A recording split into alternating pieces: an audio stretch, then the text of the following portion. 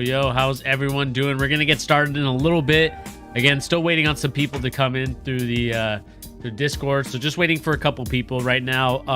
Again, if you are a basketball lover and that's all you care about, there's a NBA game on right now on NBA TV, Celtics and Hornets, and then you also have the Jazz and the Toronto Raptors playing tonight. You have the San Antonio Spurs and Houston playing tonight.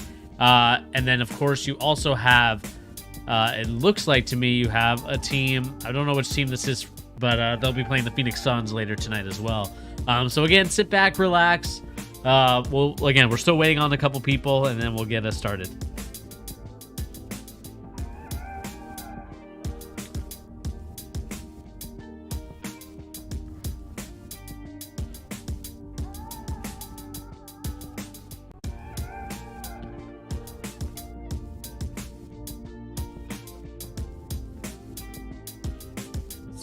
Yep. Okay, we got a couple people on right now. Again, we're just gonna chill.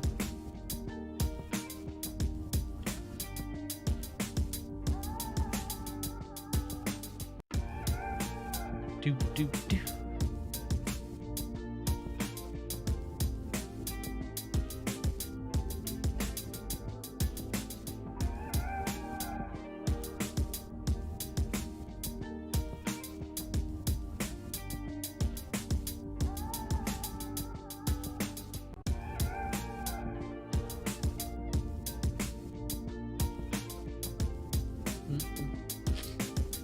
Got Malcolm Brogdon in here as well. Oh, I guess is it playing noises? Let me just pause the music really quick. Oh, here we go. If anyone is prepared for a last-minute coaching change, it is Malcolm. He said, I've had 7 different coaches over the last 7 seasons. As far as fitting in, though, Malcolm, I hope everyone's doing well today. Of course, we got some great NFL games on as well. He said yesterday, I came from a team where I was the leading scorer. People know what I can do. So again, we're going to watch a little bit of Malcolm Brogdon basketball. Again, waiting on the couple peeps. I'm willing to sacrifice, and at this point in my career, all I want to do is win. And again, guys, if you guys don't know what we're talking about today, today what we're going to be really focusing on is talking more so about the Eastern Conference in our previews and predictions. I think that this is a lot harder than people think. I think that the East, although is not as strong as some of the top West teams, there's definitely some, because it's so evenly matched there, there's definitely some teams that I think Pete and Brad and I are going to probably disagree on. There's teams that we're probably going to agree on. So I'm excited to kind of talk about those teams and who is going to take that top spot when it comes to it. Again, already what I like about Malcolm Brogdon, again, not the flashiest player, but what I like is that he knows how to get guys open. He's not going to force shots. He's a ball mover, and you need a lot of ball movers, especially when you have Tatum in the lineup, you have Brown, and you're just going to have to do it. Again, I'm also excited for the young coach, Mazzulla. I'm excited to see him. Again, we'll talk maybe a little bit about the situation. I know that there's still a lot of more investigation and things to go on. If we get that or not, that's a different story. But we'll talk more so about what is going on for the Boston Celtics when that time comes. But again, I hope you guys are having a great Sunday. I know it's NFL time. So I hope you guys can bear with us for a little bit in the 10 o'clock hour. And then, the 1 o'clock can be all yours for NFL. And for myself, too, because I want to watch some of those games. Oh, my goodness. Come on, 28.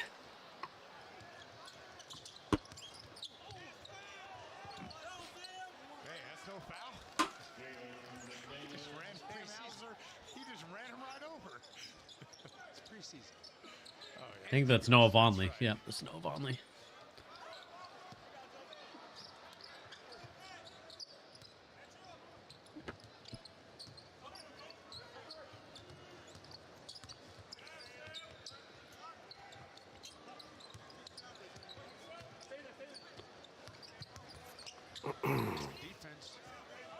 Oh, yeah, we got a clear throat. That means someone just entered the chat.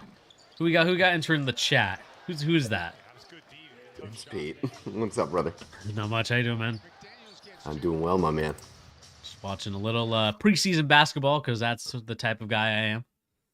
Watching a little. You're watching what? What are you watching? Celtics Hornets preseason. Oh, a little preseason. Yeah. I know NFL. How are those Celtics bench boys looking? Looking pretty good so far. I mean, we're going to talk about that in our Eastern Conference preview. I'm excited to kind of talk really about both of these teams that are playing right now. Talk about where we think that they should be. Where we'll get into it once Brad gets in here. He'll be a little bit. Oh yeah. Not too far behind, but he'll be here in a little bit. But sounds good to me.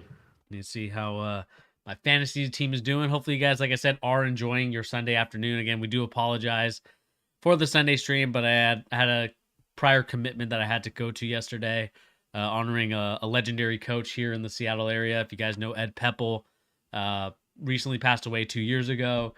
Coached at the high school that I coach at right now, or help coach at, for 42 years. So we did a little celebration for him in remembrance stuff. So that's why unfortunately, the stream had to be moved to Sunday instead of yesterday. But let's see here. Honestly, dude, I would give Alvin Kamara away for a box of Oreos at this point. Get this guy off my team, my fantasy football team. Alvin Kamara is the worst player in football. I'm sick of him. He didn't even play today. I'm still sick of him. He didn't play. He got the double doink. He got the double doink. Dude, I just can't believe I left that guy in my. It's the worst pick I've made in fantasy football in like the last 10 years. Just straight up. It's all right. It's not as bad as the trade. I can't remember what trade Sean made me. He made me a trade like a couple years ago where Odell Beckham had like a really good game, and then traded him, and I got like probably one of my best teams I ever had. Is that when he must have been still on the Browns, right? Because I'm assuming you traded him and he was terrible for the rest of the season. Yeah. Yeah, there you go. What's up, y'all? Happy Sunday. Happy Sunday. Happy Sunday. All right. So, now that we have everybody here, we're going to get officially started. So, I'm going to be turning off the preseason game as much as I would love to continue watching it. But it would be boring just looking at just me staring at a screen while you guys can't see anything. So, anyway, with that being said, thank you everybody for tuning here on The Charge, giving you the latest NBA news and rumors and also basketball opinions. Again, guys, today we got to tackle probably, I think, the hardest conference to call because there are so many different parts, so many, so much bias for all three of us. Some of us like other teams more than the others, but that's what makes the NBA and just sports in general fun because, we can all disagree on something, but fundamentally, we know what the top teams are going to be. Hopefully, we'll see if we agree or disagree with that. So we're going to follow the same format as usual. So for people out there, please remember to hit that like, share, and subscribe button if you're new to the channel. Again, all that stuff equals more algorithms that love us, that lets you know and tells everybody out there, hey, you should check out The Charge. They talk about really, really cool stuff. They talk about basketball. And of course, we got great analysts on our side with Pete and Brad. So make sure you guys listen, tune in, listen to their knowledge. And with that being said, let's get started right into it. Again, we're going to do the same format. We're going to do the list situation. So let me move over to this screen here, and you guys can fully see the I guess I didn't rename it. So as I kind of rename it, Brad, why don't you start us off? Start us off with who you think is the number 15. Who do you think the number 15 team is in the NBA in the Eastern side? I got you. I don't know if this is controversial or not, but my number 15 team is the Hornets. Hornets. I think. Woo! Yeah, okay. I think their roster is really bad. I'm not far off you, bro. especially losing Miles Bridges. Yeah, if they had Miles Bridges, I could probably jump them a seed. But even then, they just don't have the pieces around LaMelo. Yeah. Gordon Hayward is probably, gonna get injured at some point this year. Yeah, he actually didn't play in this game because of a knee issue or something. It's preseason game today. I think he's getting traded. Yeah. Lakers. So yeah, maybe. I hope so. That'd be fun. They need him, honestly. Yeah. If we could just get him for the playoffs, that would be great. I don't care if he plays the whole season. But I like the addition of Steve Clifford as a coach because he preaches like defensive philosophies, which wins games in the regular season, but he doesn't have the personnel to do it really. So yeah, it's a wrap for the Hornets. Pete, who you got? My number 15 is actually the Wizards. Ooh. I just did you watch the game last night? Then is that I just think they're. No, I actually didn't. I just think they're terrible. I really do. I don't see a lot to like about this team. I'll just tell you now, I have Charlotte at 14. I kind of went back and forth between the two of those. Like, oh man, I think I agree with Brad completely. I think the Hornets roster is just atrocious. Like realistically, they don't have much going for them. And I don't know. This is probably where I'm going to take Brad's controversial statement and maybe get even more controversial. I need to see LaMelo play like winning basketball. I think LaMelo is very good. It's in no way like a diss at him. I just don't think he's the type of player that you think can take a bad roster and win games like a bad roster. You know, he's such a good passer. Like his playmaking is such a strong point of his game that this team doesn't really complement what he's the best at, you know. And I still don't think he's the most efficient scorer of all time. You know, he's so fun, but it doesn't lead to. It's not like LeBron on the Cavaliers, like, and I know that's not a fair comparison, but it's not even like Shea Gilgeous-Alexander on the Thunder. Like even he can put games together where they win games they shouldn't. I just don't think that's LaMelo's style of play. But back to my actual 15, the Wizards. If you look at their roster, man, I don't see it. And I know people would say from, the jump, they have Beal at least, but I don't think that's that different than LaMelo. I think he doesn't really necessarily make you a winning team in any way, shape, or form. I think he's a good player. It's not complementary to the rest of the scrubs that are on that squad. So I honestly think they're going to make some trades too in the season. Like I think they have too much youth to play all of those guys, and some of them have been there kind of floundering for a couple years.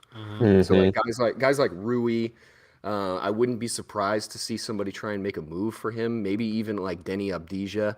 I think he's like not bad, but he's not doing anything for them. Like they have too many little pieces going on. So, and realistically, last thing too, I don't think Johnny Davis really adds like hardly anything to winning as far as that team is concerned. So, yeah, I'm really low on Washington. Yeah. I mean, I'll also have a different number 15. I have the Pacers at 15. Bernie, I honestly thought you were going to have them high, Bernie. I thought based on the way you were talking about Tyrese Halliburton in the last couple streams.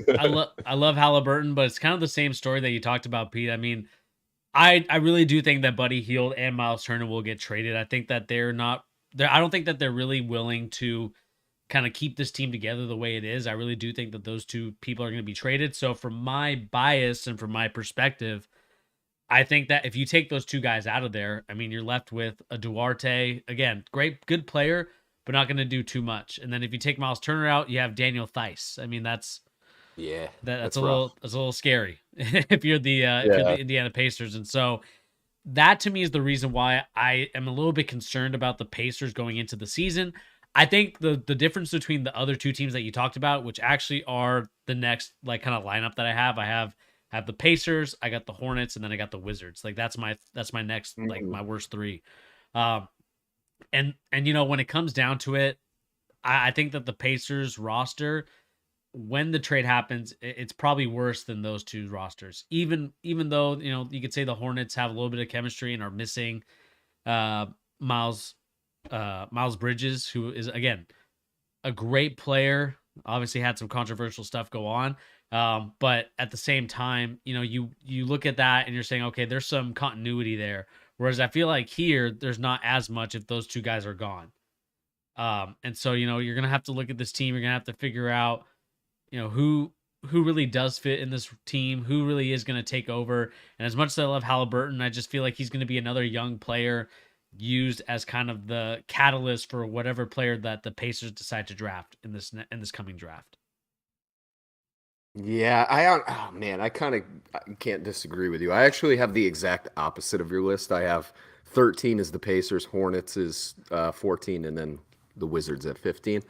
I'm totally fine with that getting switched up. I think these three teams are undisputedly the three worst teams in the East, in my opinion. I don't really even think there's a question as far as like the depth of each squad, and for different reasons. Like, I think the Pacers are a little bit more balanced personally. Like, I really am excited to see Halliburton and Benedict Mathurin together, but that doesn't mean they're going to win games. It really doesn't. So I do think Hallie plays like a better brand. My bad, Pete, not to cut you off.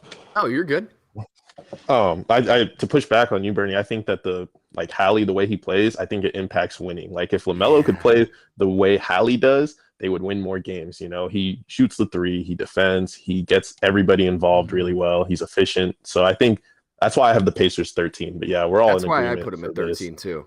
I legitimately is the same reason. I think Halliburton is going to lead to smarter decision making game to game. But I really, the more I think about it, I think Charlotte is the worst of these teams. I really do. But I could see it being the Pacers as well. Yeah, I mean, especially if they get rid of those guys. Yeah, I mean, the frustrating part about the Hornets is that they continuously are the Sacramento Kings of the East. Like, they continue to just make poor decisions in the drafts, which then lead to them kind of having these like really mediocre to mid rosters, and it continues to be a problem for them every year, every step of the way. I think one year they had a pretty decent roster, but for the most part throughout their whole history as like I would really call them this to me is still the Bobcats. The Hornets are still Oh in the my 90s. gosh. The Hornets are still in the 90s Oh my with that gosh. team. And so, this to me is just another Bobcats. Or again, Michael Jordan needs to do a better job of bringing in guys and really take some of the guys that are from the Toronto Raptors guy, Masai Ujiri. Yeah. Like take him, like take some of these guys that are really good at building rosters, pay them an exorbitant amount of money, so you don't have to waste money on guys that, again, maybe it's not waste, but you don't want to like spend money on guys that are not going to be there in the next couple of years. And I just feel like that to me is the Hornets' problem. They finally got it right with LaMelo Ball, but the rest of the roster is just so mediocre. It's like there's no one here that kind of screams like, okay, they could be the next kind of pairing of LaMelo Ball and someone else. And I know that they signed, I mean, everyone to this day still questions the Gordon Hayward signing. I think that, you paid him $100 million to basically just be, riding the bench wearing his street clothes. I mean, it's ridiculous at this point about Gordon Hayward. I mean, it's crazy that we don't talk about him the same way that, we talk about like guys like Anthony Davis, Kawhi Leonard, and Paul George. Like Gordon Hayward is in that category because he can never stay healthy. And it's not, and I'm not even, and I'm gonna take away like the really bad ankle thing because that's just a freak accident. But the rest of his stuff, I mean, I don't know. It's really frustrating because I do like the Hornets look. I like their style. I like LaMelo Ball. Pete, you know me. I'm a ball brotherhead. I love. They got two of them. They got two of them on the team, but it's just it's just frustrating to see the Hornets become just mediocre with a talent like LaMelo. And then the only quick thing I'll say about the Wizards, and then I'll let you guys kind of talk because I've been talking for too long. I watched them yesterday. They had some moments where you're like, this team could be pretty decent. I look at a guy like Kyle Kuzma. He's a guy that I'm like, okay, this guy could take the next step. I watched him take kind of a jump shot that was a really great move. And then there's other times where you look at him and you're just like, what are you doing? And that to me is the enigma and the issue of the Washington Wizards. Pete, you nailed it right on the head. This team continues to not understand how to build. Like I feel like they go in different directions in the way they want to build. Like first, they got Rui Hachimura all those years back and like, okay, we're going to go through him. That's going to be our guy. Then they get Danny Avdija. Okay, that's going to be the guy that we build through. And then it's Corey Kispert. And I feel like they have a bunch of those guys that kind of fit that same role. And then Johnny Davis to boot as the final guy that they drafted this year. Bunch of guys that kind of play similar positions to one another. And to me, it's just like trying to fit a square peg in a round hole. It's just not going to work. And I just feel like they need to reset the bar, need to trade Bradley Beal and kind of refresh and retool and really pick which one of these guys they want to build around.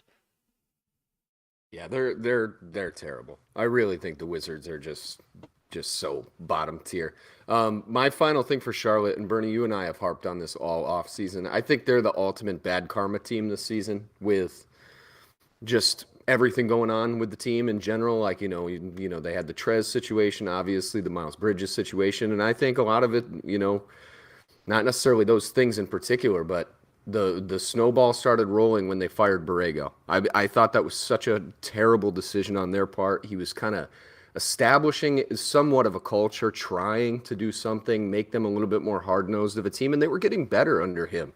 Like consistently, maybe small, incrementally taking steps, but they were certainly getting more reputable, and it was not his fault that the team was not performing well. They just have terrible rosters year in and year out. And it's not that I don't like Steve Clifford. I actually was the one out of the two of us defending Steve Clifford as they're hiring. It's more just what's the point of it? He's the guy you had before Borrego. It doesn't take you anywhere that you haven't been. it's just such a bad look. So yeah, I mean they're really really awful too, and I hate to just beat up on these teams, but yeah, the Wizards, man.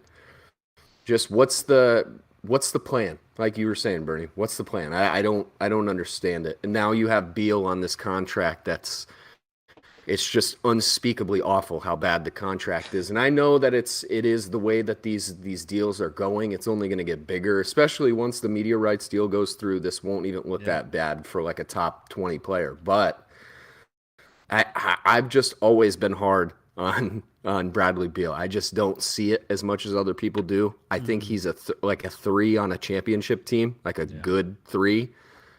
That is not worth $50+ million a season. That doesn't get you anywhere. And my last thing, Charlotte, I still have my stock in James Bouknight. Get him on the court this season, man. Let the kid play. Please. You need scoring, dude. The guy can score anywhere on the court. Put him out there next to LaMelo and just let him get some shots. Why'd you take him? See, that's why I think they need to move Terry Rozier along with Gordon Hayward so Bouknight can grow into his own role. Yeah, I really don't like the LaMelo Terry pairing. Please, honestly, like I would say if I'm the Lakers, give up those 2 unprotected firsts.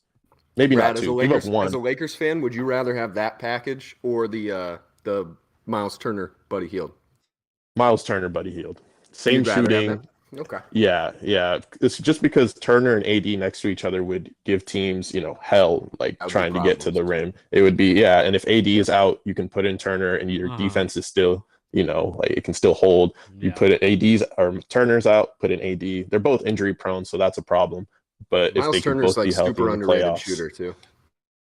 Yeah, exactly. He can space the floor. He's like the perfect fit to put next to AD. Yeah, and Buddy Hield too, for that matter. I mean, he's Yeah, exactly. All right. I do want to push back on the Borrego firing, though. I did not like James Borrego. I thought he was a bad coach just because he didn't preach any. Like, I get what you mean. He was building, but only because he had been the coach there for 2-3 years now. I think he had 2 years. My thing with him was they didn't play any defense at all. At all. They played none. Even with. And Bridges, he can play defense if you give him the scheme to play defense. So can Kelly Oubre. Trez made that hard, but LaMelo and Terry, they just weren't even trying. They're bad defenders, but they weren't even trying, and that's on the coach. And then he also had some, I don't know what it was, but some beef with LaMelo. Bernie, you probably saw my tweets about this, but he would bench LaMelo a lot. It made no sense. He actually hurt LaMelo more than he helped him, if you ask me. LaMelo would have been an easy all-star if it weren't for his coach. I think he was a vote-in. I might have to double-check that, but I think he was a vote-in, but his stats would have been better. Yeah, I think his stats would have been better if Borrego didn't bench him. He would play Terry Rozier 36, 38 minutes, but then your number 3 pick, LaMelo Ball, is playing, 27 minutes, 26 minutes. Give the kid the ball. People came to the games just to watch him. Yeah, it's kind of the give and take of what's really the point of not playing him?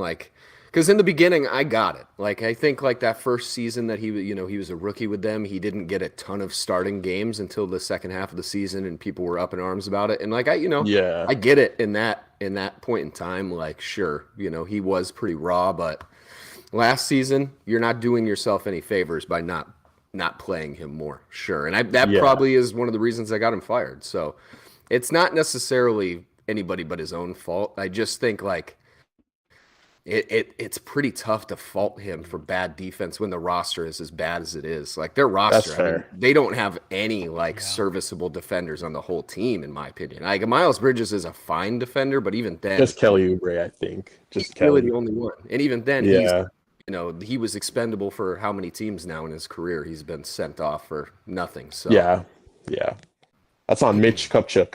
The Lakers stink is just following itself around the league. That's terrible. So who do we think is the consensus 15, and then it'll probably be much easier once we do that. You guys feel strongly about one of them as a 15? I think you two are probably going Hornets, so I probably lose that one. So do we put Hornets? I'm good with that.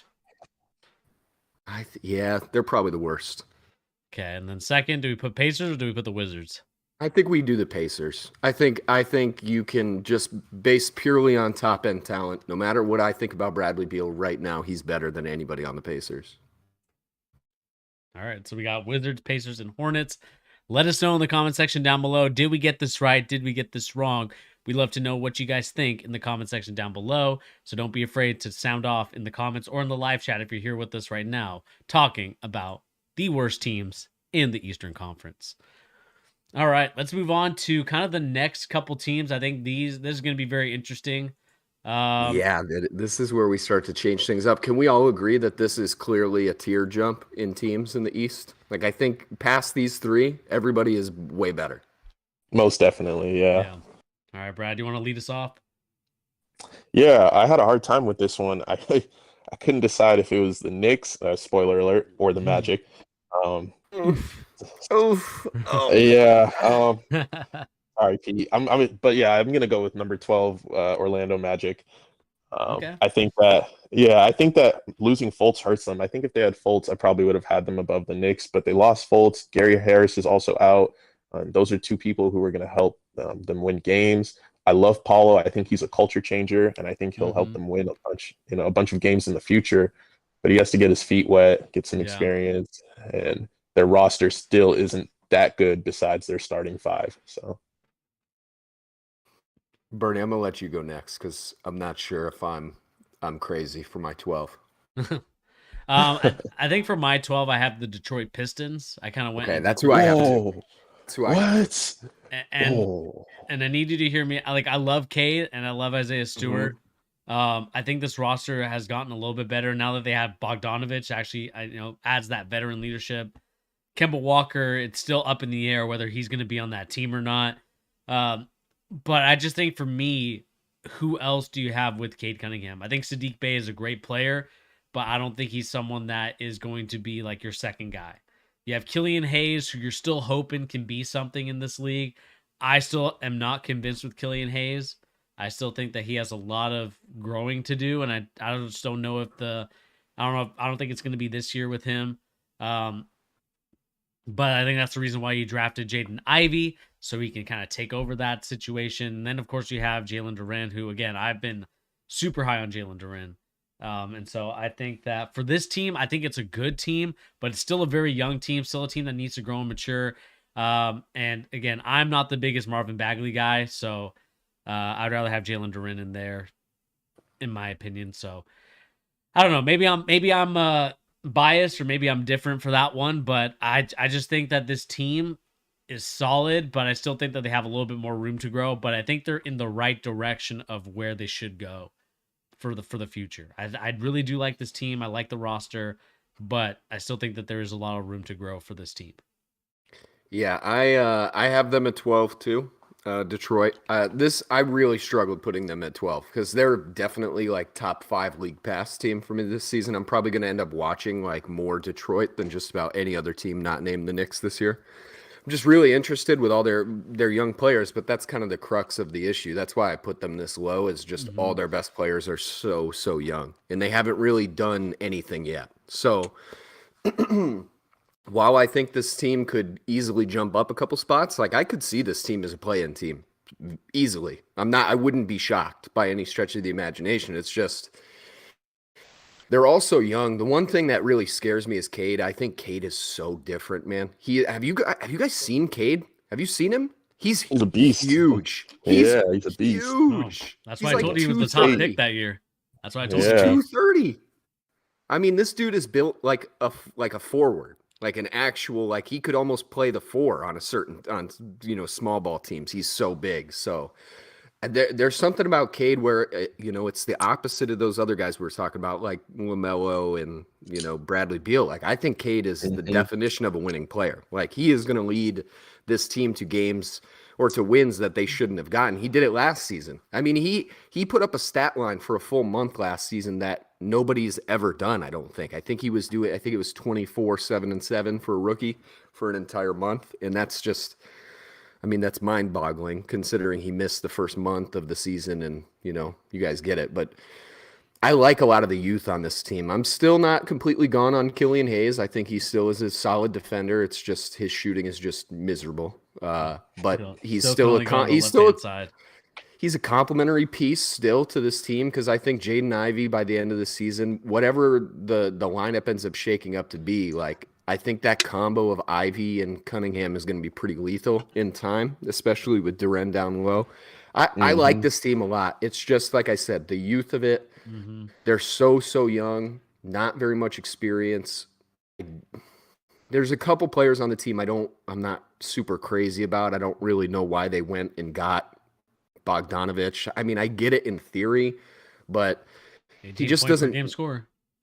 I mean, he's a good player. It's just you need more time for your young guys to play anyway. Right now, what's the point of going to get a guy like that could be helping a championship team? Sure, I get it, but some of their older players, the contracts they have, they keep these guys. I don't really understand what the look is, but I think they improved drastically over the offseason. It's just I like some of these teams ahead of them as far as the consistency of some of the vets on their team a little bit more.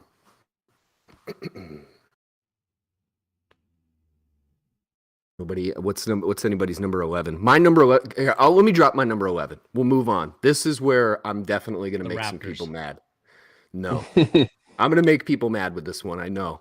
And I should have learned my lesson last season. Probably I put this team way lower than they really should have been if it wasn't for injuries, but I'm going to do it again because I don't like what I've seen. Chicago is number 11 for me. Whoa, number 11. I'm sorry, Whoa. Chicago Bulls fans. I'm sorry. I know it's controversial. I know. My brother would lose his mind. Wow, Yannick loves the Bulls. I just don't see it, man. I just don't see it. I don't like a lot of the things that have happened for them the offseason. I think this Lonzo thing is a pretty big deal. Agreed, yeah. Whether or not he ends up even playing this season is up in the air, and I think that is like a huge concern. He's so important to this team's playmaking as far as just being their primary ball handler, and just the defense he brings is so critical to their team. Like once they lost him last season, they were a completely different squad without Lonzo for the second half of the season.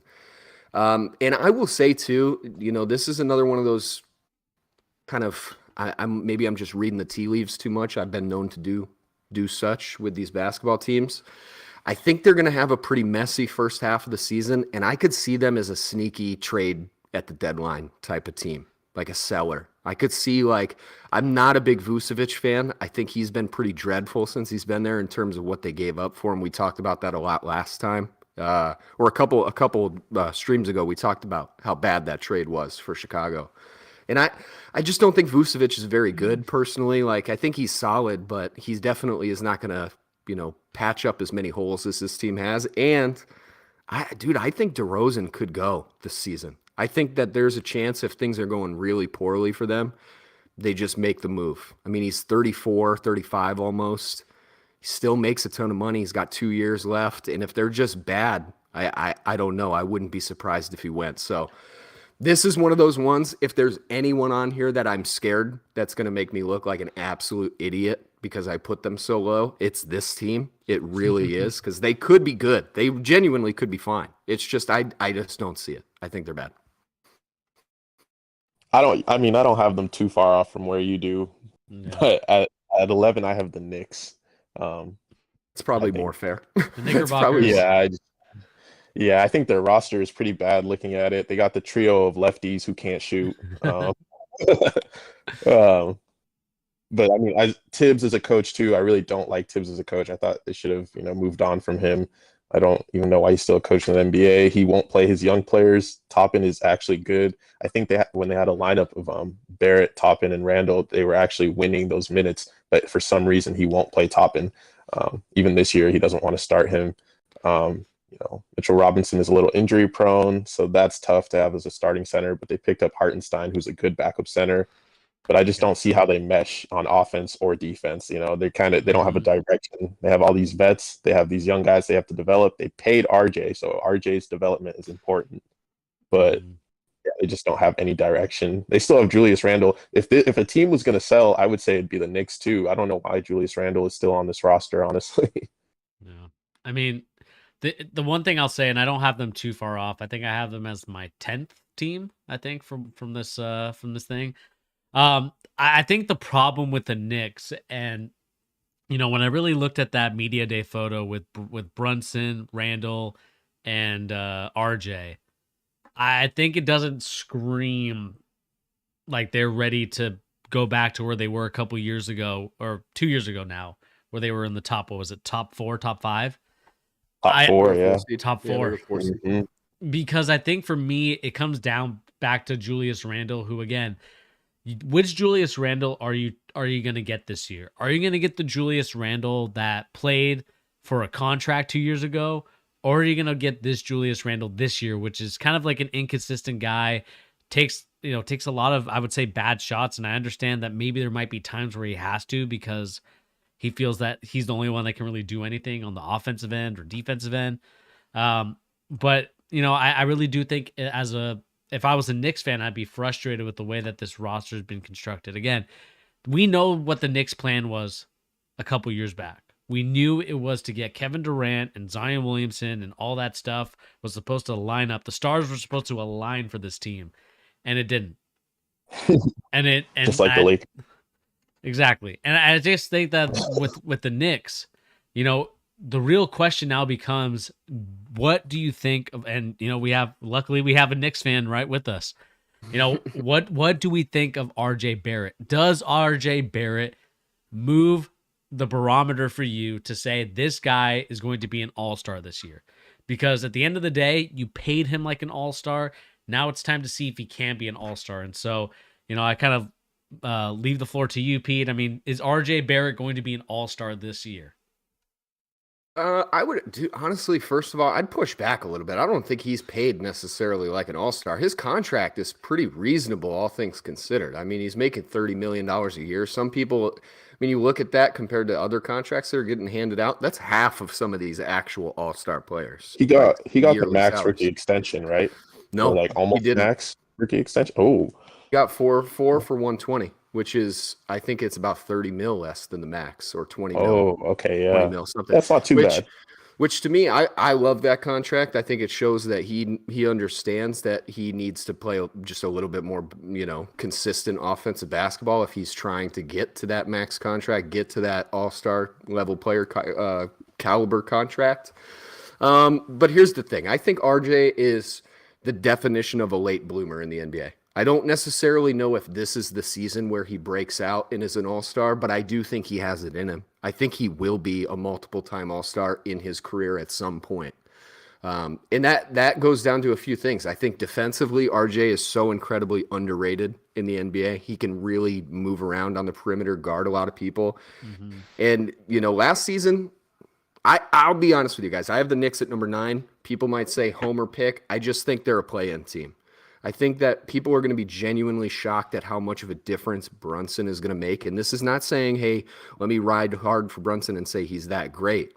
I just think people don't understand how bad the playmaking was for the Knicks last season. It was so atrocious. They did not have whatever you thought about Boston Celtics basketball as far as ball handling and playmaking from the point guard position. It was 35% of that last season for the Knicks, probably. It was so terrible. Because you're running these games where you have Quickly and Alec Burks were our point guards last season. Those are two guys that have never played point guard in their entire careers before, especially at the NBA level. And they just got thrown into the position like last second as the season was coming into frame last year. So I think the difference of having Brunson is going to make just leaps and bounds of difference for RJ's offensive game as far as getting him open looks. He's not necessarily the most fully developed creator for himself at this point. He's just not. He's not. But with some help, somebody who can get him better looks, certainly. And that's the thing with Randall, too. Like, Randall, whatever you think of Randall, I was screaming from the mountaintops how much I hated Randall last season. And I just had to take a deep breath and realize, like, this dude is even more so than RJ, not really capable of creating his own shots. Like he had a weird stretch the year before where he was all NBA. He deserved every vote for all NBA he got that season. He was incredibly good.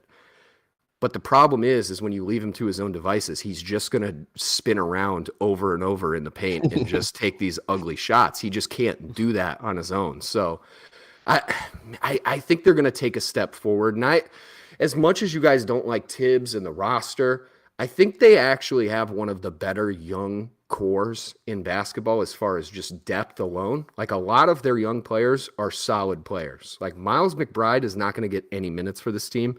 He's better than that. He's so good. He's better than that. He should get minutes. That's my problem with Tibbs. Yeah. That's the thing. But they're also not really constructed to have. They have so many guards that it's tough to put Miles McBride into these situations. It's time to sell some of those guys. Sell some. They of them. They need to. Gotta go. And I was just in some Knicks forums the other day. I shouldn't admit to this, debating with people, but people are freaking out about Fournier starting, but Fournier needs to start this season because we need to move off of Fournier. And if we bench Fournier from game one, there's nobody trading for Fournier in the NBA. We would have to just buy him out and let him go. But if he starts the season with better playmaking from Brunson and the other players around him are getting better looks too, he's going to look better as well. That's the thing. His contract isn't untradeable. But if he's a bench player, if he's a role player for your team, he's just not going to get enough looks to build up his stock a little bit. And whatever that might be, I think Fournier, if even the Boston Celtics the season before, is worth something, whether it's just like a second or, garbage players. You could move him. But I think in time this team will take a little bit better shape. I think like once Grimes starts playing more, people are going to be surprised at how good he is. I mean, that was one of the big jokes with the not making the Donovan Mitchell trade is Grimes was pretty much untouchable for Tibbs in the front office. And, you have to wonder, is he that good where Donovan Mitchell is not worth it? I don't know the answer to that, but I think he's a much better defender than Donovan Mitchell. I think he has the potential to be really great, like just 3-and-D type of guard wing player. And he can guard like a ton of positions too. But enough of my Knicks rambling. I think they're the 9th seed. I actually have 10 as Orlando for me. Yeah, I agree with that. What's everybody's 11? Did everybody say they're 11? Oh, sorry. My 11 was Orlando. So I had mine was the Knicks. Okay, yeah, Brad, you said Knicks, Orlando for Bernie. Gotcha. Yeah. Yeah. Okay, what about everybody's 10, just so I have them in my head? 10, I have Knicks. And you have Knicks. I have Orlando at 10. I got the Pistons. Pistons at number 10. Okay, so we're kind of in the similar boat for these three teams. I mean, somewhere like they're good teams, but they're not necessarily going to be teams that necessarily break the top 8. Yeah. My argument for the Pistons being 10 is I think they have better coaching than the Magic and the Knicks. I think Dwayne Casey will have them playing hard on defense, and then Cade Cunningham can lead them on. Casey is a good coach. Yeah, that's true. Got coach of the year and then got fired, but another bad firing in NBA history too. And I just heard him come out and say during media day that he thinks the East is the best it's ever been, or the best it's been since he's been coaching. And I can't disagree with him. I think this is very true. The best Eastern Conference we've seen, and probably in our lifetimes. That's for sure. All right. Yeah. So who are you putting at number 12? At number 12, I have Detroit at number 12, and Bernie, you have Detroit at number 12. Yeah. I concede. I think they should go there. I had Chicago at 11. That's clearly not going to stick, so we can just skip on that one. Do we have Orlando? Is Orlando next? I had Orlando 10. I got Knicks at 11, but I have the Pistons. I'd be cool with putting Orlando higher because I believe in Paulo, Wendell, and Franz more than Julius, RJ, and Mitchell Robinson. Damn, that's tough for me to accept. I'm not sure. I really feel what you're saying on a core level, because I think Paulo is. We went so hard on Orlando a couple streams ago when we were talking about guys who are going to make the jump this year. Yeah. Teams that have potential. I can't really disagree with you, man. I'm fine with the Knicks at 11. I think it's fine. Orlando at 10. All right. Moving on. Let's move on. We got 9. So these are we got one play-in team. We got Orlando. Could potentially be a play-in team. Let's talk about a play-in team that might a definite play-in team. And Brad, why don't you start us off with number 9? Definite play-in team, the Brooklyn Nets. Number 9. Yeah, yeah. Not far off you. I'm not far off you, Brad, but you're a little harder on them than I am. All right. It's probably because of Steve Nash. I just don't think. Oh, no, don't be a Kevin Durant right now, Brad. Come on. Wait, bro, Steve like Nash. he can't. He has no schemes, and his rotations are atrocious. Like in There's that no Bucks players series, who want to play basketball.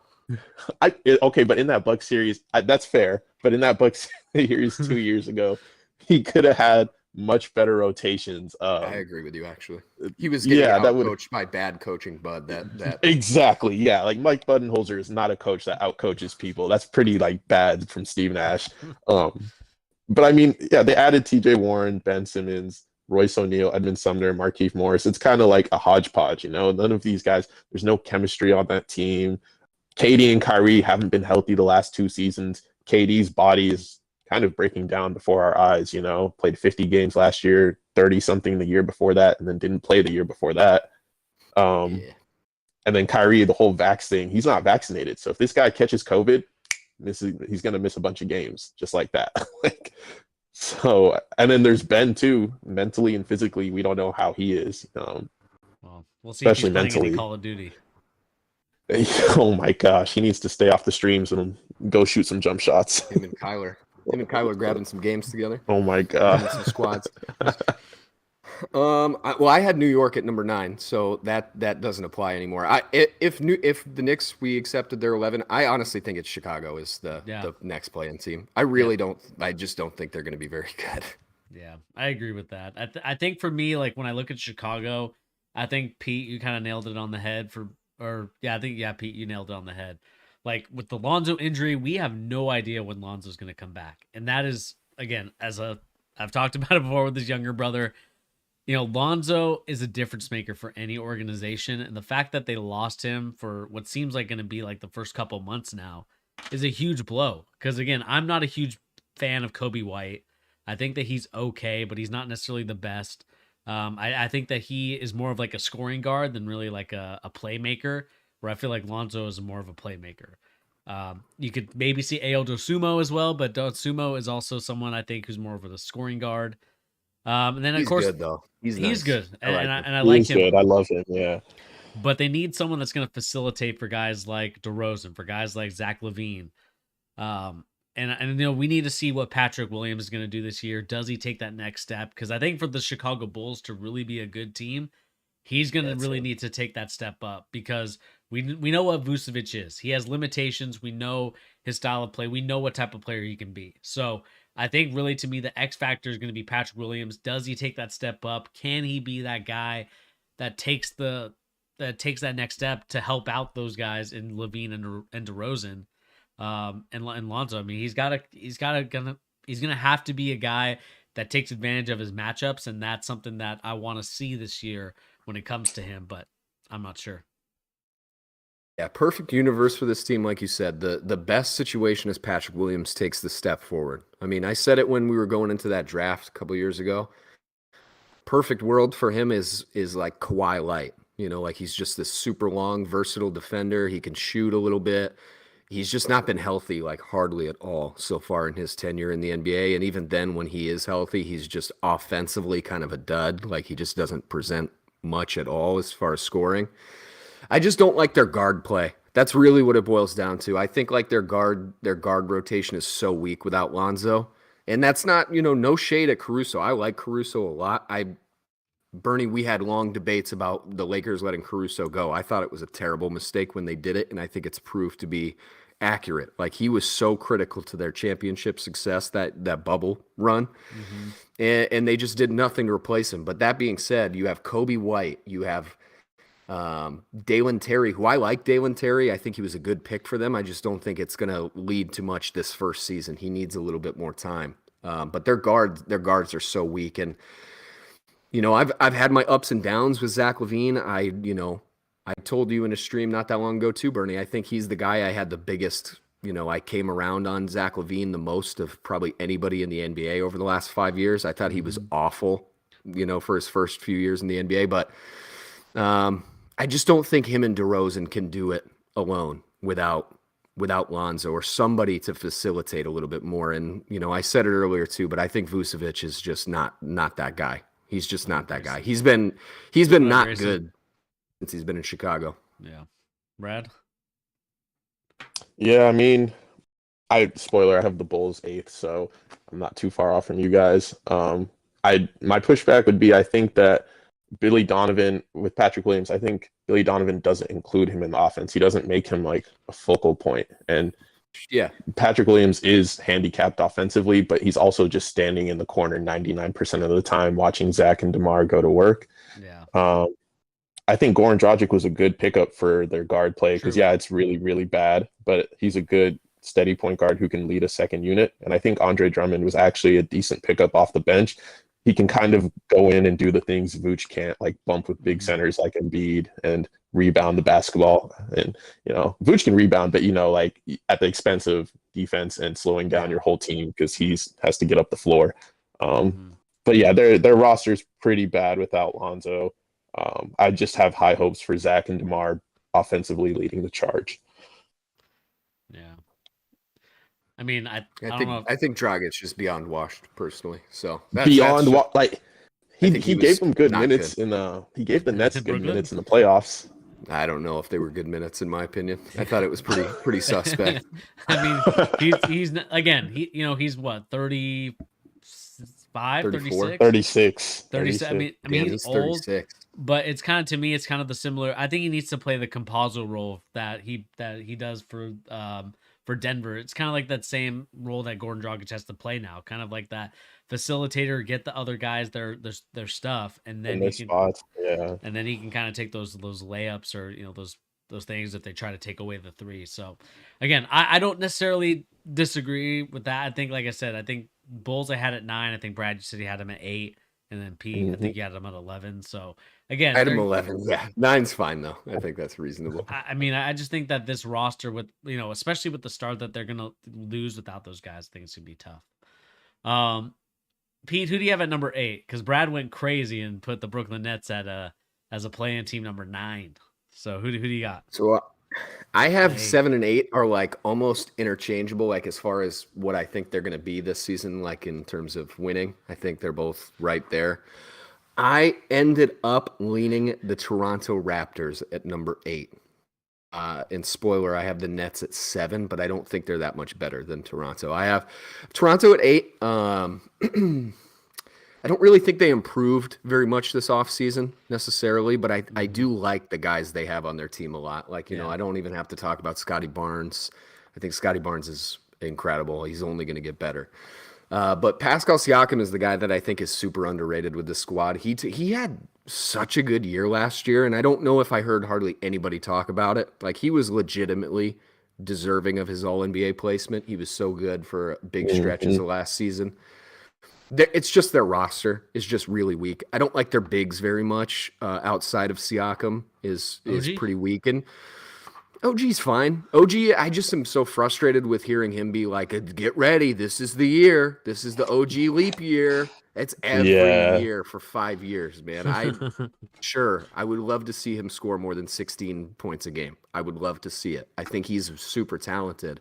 It's just I just don't think that's the guy he is. I think he's a solid role player on a good team, right? It's just that's not good enough to be, the third best player on one of these teams. So they're an interesting squad. I don't know what they're going to be really, because most of what they are is going to depend on how good Scotty Barnes is. That was the same thing as last season. It was Siakam and Barnes, but whatever Barnes is as a creator for this team, he needs to be that point forward, just continue to what he was so good at coming into the NBA, into that draft, was his playmaking, how big he was, his court vision. If they just keep relying on him as their point guard, basically, I'm very interested to see what they're going to be. It's just there's not enough around him yet. Yeah. I mean, the one thing that and I had them at 8 as well. I think that this team, I don't think is as talented as the other teams. I think that as coaching, I think Nick Nurse is a good coach, and probably got the most out of some of these guys. Top 5 in the NBA. Mm-hmm. And so I look at guys like, I think this might be a year where like Malachi Flynn gets more minutes and gets to, we've seen him over the summer like really ball out in these summer leagues, and I know it's summer league, But that's going to mean something if he's, scoring that many points. That means that he can actually play in this league. And so I kind of hope that they use him a little bit more to get it going. Gary Trent Jr., good player. But I agree with you. I think the guards, to me, are not my I think that they need someone else to help out with Van Vliet. And I know Gary Trent's a good player. I'm not taking anything away from him. But, I think, especially if you're going to have kind of the Scotty Barnes, OG, Pascal kind of be your centerpiece of the players that you're kind of building around, I think that you also need to get some guard players that also are in that same age range that can also grow with this team. And when they eventually have a roster that kind of supports them for a big playoff run, I think that's when we're going to see it. Yeah. But I do like Christian Coloco. I think he could grow and be their starting center at some point. He played really well at Arizona. I enjoyed watching him. He was kind of one of those bigs that really intrigued me. Kind of seeing him in that offense that they ran in Arizona, which is kind of like the similar Gonzaga stuff. Obviously, that stuff doesn't really work in the NBA, but I think that if he can really improve that 3-point shot, Coloco can definitely kind of be in that Isaiah Stewart type of role where he's just like a big body, sets really nice screens for their guards, and kind of have him run to the rim and catch oops or get rebounds. I think he'll be a really good player. It's just this roster to me doesn't scream excitement. It just kind of screams you're going to be very solid. And so, we see teams that are in the top 4 for both conferences, like what type of roster they have. And they just don't have that type of roster, in my opinion. That's why I have them at 8 for me. We didn't talk about Van Vliet, too. Van Vliet is still really solid. I mean, Van Vliet did have a good year last year, too. And he always will be underrated, even by myself. I tend to forget Van Vliet exists, even though he is a championship player. He's a solid player. But the one thing before I let you go, Brad, I would be remiss if I didn't stay on brand and just bring this up because it's been in the news this week. They are looking at Shai Gilgeous-Alexander. I'm just throwing that out there. He's kind of the perfect player for this team. Wow, that would actually be good. Wow. He's pretty perfect, man. He slides right into the 2, even if you don't think he's a point guard. That works perfect for this team because then you just keep letting Scotty Barnes control the ball. And you have Shai as your off-ball kind of, guard play defender. I think that would be so nice for this team. They'd be crazy versatile. Before I give my little Raptors analysis, who would they trade for Shai? Do you think they would give up Fred and OG? It would have to be OG and somebody. OG would be the person that would be going for sure. It would probably be Van Vliet, but it would be mostly picks, I think, if they did it. I don't think they have enough to get it done, honestly. It's more just the fact that it's even out there in the news as much as it is. I've seen that everywhere this week, so it's clearly being talked about by somebody. That would be a really good look for them. I would love the Raptors if that happened. I mean, I would be beyond pissed personally, but I think it would be I think it's a great choice for him. I'd be happy for him, I guess. It'd be a fun team to watch. Yeah, I'm with you guys. I have the Raptors 7, but I think that their defense with all the length they have so many long wings, and even Fred is a good defender for how short he is. I think Nick Nurse, like you said, Bernie, he gets the best out of those guys. Losing Otto Porter already kind of sucks. I know he deals with injuries, but the season didn't even start, and he has a hamstring injury. It's going to keep him out for a while. Yeah. But they did add Josh Jackson, who, I know he's a failed lotto pick, or didn't live up to what he was supposed to be, but he is a good wing, Yeah. He can play defense, he plays hard, and so he'll slot right into their system perfectly. Their role players are fine. Kem Birch, Chris Boucher, those guys are solid. It's just not much. I think their bench is super weak. I saw a report that they're deciding between Delano Banton, Julian Champagne, and someone else to fill out their roster, and it's those guys are fringe NBA players, but they do have one of the strongest starting 5s in the East, minus their center. I think the talent with Fred, Siakam, Scotty, OG, and Gary is really, really high. So yeah, that'll win them games. But other than that, this roster is pretty bad. One thing too, I'm always big on organization stuff. I mean, if you were to rank like coach, GM, like combos, I think you're hard pressed to say there's any combo better than Nick Nurse and Masai. I just don't think it's. I don't even think it's close, really. Like, just if you combine both of them together into one front office type of situation, they're 2 top 5 easily, top 3 probably. I might have said Brad Stevens and Udoka last year, but Brad, I almost made the same joke. I held it in. I was going to say a week ago, maybe Ime is talking different, but Oh, no. sorry, Bernie. What about your number 7? Who you guys got? I mean, Brad, you kind of gave your number 7. Pete, do you have a number 7 for you? I have Brooklyn at number 7.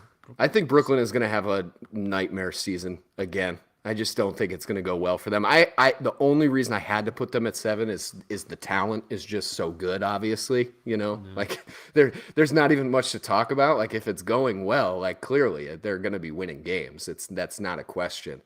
And God, for like, as much as I hated a lot of their offseason moves, I think they had one of the worst off seasons probably ever in NBA history from a personnel standpoint, but they did add good players. That's the thing I can't get away from. Like, TJ Warren is legitimately good. No, it was that the personnel stuff, Bernie. That stuff, borderline one of the worst off seasons of all time. But at the end of the day, they didn't make any terrible, terrible moves. They didn't send KD away for a bag of peanuts. They didn't do that. Kyrie is still Kyrie. Like, he's still going to be good. It's just, how many games are going to play? That's the question. It doesn't mean they're exactly, Bernie. I totally agree with you, because it's whether it's health or not. Do we know he's going to play? Do we know Ben Simmons is going to play? I just don't know. I don't know that to be true. But if they're playing, which as of right now, tentatively they are, this team is solid, man. They have one of the better rosters in the East, in my opinion. It's just the coaching is definitely a little suspect. And you do have to wonder, like, what if things go wrong for like 2 straight weeks, what happens? Who freaks out first? Who makes the panic move and says, you know what, I'm Kevin Durant, I'm not playing anymore. Get me out of here. I changed my mind. I am ready to go. Right? I think that's totally in play if it goes poorly. But they have lots of good role players, man. I mean, Seth Curry is healthy. Joe Harris is back healthy. I've never been a big Joe Harris person, but at least he gives you some shooting out on the, outside. Patty Mills is still there on a good contract. Markieff Morris, Royce O'Neal. Markieff Morris dropped the quote of the offseason. Did you guys see that? That was hilarious. Yeah. Broke up with my wife a few times, but we're still together. I mean, that's one of the best quotes in NBA history, probably. Real vet. They need him in the locker room. Yeah. Ben Simmons. I liked what Steve Nash said about Ben Simmons. I mean, I think that in a perfect situation, that's if you have Ben Simmons, you have to be okay with him being Ben Simmons. Like, you can't. It's the fitting a square peg into a round hole type of situation. Use him what he's good at, and just have him as this weird down low center guard social media combo expert. Is that yeah, dude? Put him on your esports team. Yeah. Oh my gosh. I mean, here's the thing. I also have the Brooklyn Nets at that. It's tough because I was gonna put them at 6, but just remembering the whole ordeal. I mean, the thing that really gets me for both of these guys is the fact that both Kevin Durant and Kyrie Irving picked Steve Nash at the beginning of their career here in Brooklyn to be the coach, right? And yes, co-coaches. I thought that was a Sean Marks. Kevin. They wanted Steve. They wanted Steve. Kevin Durant did, at least. And so I he think was with the Warriors. Sure? I thought they wanted Ty Lue. I thought Marks and the owner just said they wanted Steve, and then Katie and Kyrie just co-signed it. Like, oh yeah, like we don't need a coach. We all coach together. I'm pretty sure wasn't Steve Nash with the Warriors in the last couple of years that KD was there. He was a consultant for them. Yeah, and I think that's what it was. They built a relationship, and that was kind of the nail in the coffin as far as bringing Steve Nash to Brooklyn. I think that was KD's choice. Yeah, I mean, wow. we know that KD has kind of had these type of kind of signings that haven't really worked out very well. I mean, the big thing for me, and I know that Steve Nash is not a very good coach. I said before in previous streams he probably should have taken a lesser. Maybe not a lesser job is the right word, but he definitely should have taken a lower job where it's not as stressful and kind of grow with the team. to work on his coaching. And I think that would have been a lot better than where he's at right now, which is let's throw you into the fire. Because really, if we think about that series with the Milwaukee Bucks, that was really D'Antoni. I really do think D'Antoni was the coaching that team because he was one of the assistants for Nash at that point. He was. And so I think that's where, I look at this Brooklyn Nets team and I said, okay, this was more so a D'Antoni team than a Nash team. Even though, Nash played for D'Antoni, you could say what you want about that. But in terms of the roster, the biggest issue for me, one, how many games is Kyrie going to play? Not only because of his status of his health, but also the status of, is he going to be wanting to play basketball? It just seems to me that there's times where Kyrie Irving is all in on it, and there's times where Kyrie Irving is out of it. And I think that he needs to take a little bit of ownership in terms, and I'm not saying to blame him fully or anything like that, but he needs to take some accountability for the fact that, for the last couple years, he hasn't really played over 70 games, I think, ever in his career, maybe one time. And early Cavaliers, not like his first 2 seasons, but yeah, I think that first year with LeBron, he played most of the games that year. Yeah. And so to me, that's something that needs to be addressed. I think the Ben Simmons stuff, I think Ben Simmons, another guy that hasn't really shown accountability for what he did in Philadelphia. I mean, I know, Brad, you're a Joel Embiid fan, and you could probably talk about this whole thing a little bit better. But, Ben Simmons didn't come to show up in that 76er series. And again, I've talked about Ben Simmons ad nauseum on this channel, and it's not, and I don't really want to talk about him and kind of beat a dead horse and things like that. But to me, like, Ben Simmons has to take some ownership and accountability as well. I think that that's the problem with this team, is that all the guys on this roster do not take accountability to grow as a unit and move into really, because to be honest with you, this team should be top 3, top 4 in the NBA. There's no reason why a team with Kevin Durant, Kyrie Irving, and Ben Simmons, all-stars and all-NBA players, should be in a play-in game or, low playoff team. But they find themselves here because I really do think that they don't hold themselves accountable for some of the stuff that they do. And again, Sean Marks and the owner are not, and Steve Nash himself are not absolved of their issues as well. But I do think that those guys, all 6 of them or 7 of them, however many you want to include, including the GM, the owner, the head coach, and the 3 players, they really need to sit down together and figure out, are we all going to buy in this year? And if not, somebody's got to go. And if you got to get rid of the owner, you got to get rid of the GM, get rid of those guys. If you got to, they're not going. If you got to trade Kyrie, if you got to trade Kyrie Irving to the Lakers, trade him to the Lakers. Because Please and thank you. Because I think that's really what's going to help the team grow, is by getting rid of some of the stuff and some of the guys that aren't really being held to the standard that they need to be. And I think that they do have some decent pieces. I like Seth Curry. Joe Harris is hit or miss at times. Patty Mills is a great role player. Cam Thomas, I'd love to see a little bit more of him moving forward. I know he's more of a scoring guard, so that's kind of an issue for. He scored. That's all he does. He's good though. I like him, but he can't do anything else. Unfortunately. And then you have Royce O'Neal, who I think is a kind of a decent 3-and-D guy. Not saying he's the best. And then probably, you have, other than Ben Simmons, the best defender on their team now. Yeah, and then you have Claxton again. The problem with this team, just from a basketball standpoint, is the rebounding, because they continuously get out rebounded in the offensive end. They can't get any second chance points with their bigs, because Kevin Durant's not going to go and get you an extra offensive possession. The only one that really is going to do that is Claxton, and I don't even think he does that very well. And so he doesn't. He's too skinny. Claxton's not very good. Yeah, Bernie, you're hitting on the biggest thing with this team. Because the chemistry to me is the number one issue, and there's people who will forever not understand that plays a huge role in basketball. So they'll look at the roster and they'll say, Kevin Durant, Kyrie Irving, this team's top tier. No, they have no bigs. This team has no bigs. Their starting center is a second or third string center on most top tier teams in the league. Claxton. He's just not that great. He's not big. He's so skinny. He can't muscle anybody out of any situation. And it's kind of the same situation that they were in the last 2 years. I mean, people will look at, the minor production that Claxton has. What's his name? Bruce Brown, right? Same situation where they look at what Bruce Brown is doing and they say, wow, Bruce Brown is super solid. No, you have these these guys who are like, planets drawing all the gravity of the defense. So of course they're going to get open looks and have some success. It just doesn't mean they're that good making situations. So the bigs are terrible for this team.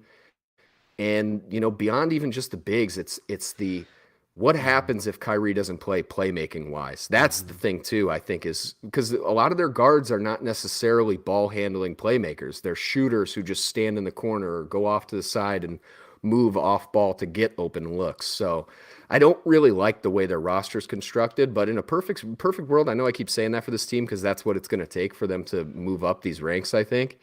I'd be really interested to see them play Ben Simmons at the 5. I was just about to say that. That's the best Ben lineup. Simmons as Draymond. Just make him Draymond. That's all. You need him to play the 5. I've been saying that for years. Play Ben Simmons as Draymond Green, and they finally have him in a perfect situation where he should be the Draymond Green. He should be their defensive anchor, move everywhere, guard any of their best players on the other team, but especially their bigs. And then just have him be your ball handler, mostly. That's what it is. That's their best situation. Yeah. I just don't think they're going to do it, though. I don't think they're creative enough to do it. That's my issue with Steve Nash is he wouldn't experiment like that, If they announce tomorrow Ben Simmons starting 5-point center, whatever it is, I would probably move them up the ranks a little bit. I would be so interested to see what it is, and I think it would be so weird and hard to defend that I think it would work. I just don't think they're capable. Yeah, I totally agree with you, Brad. That's where I would get on Steve Nash. Like, he shouldn't have taken such a high-level job straight away. But beyond just maybe not being the greatest coach, it's the creativity. Because the last thing, and this is what really made me settle on them at 7-8, they were atrocious in the playoffs against the Celtics.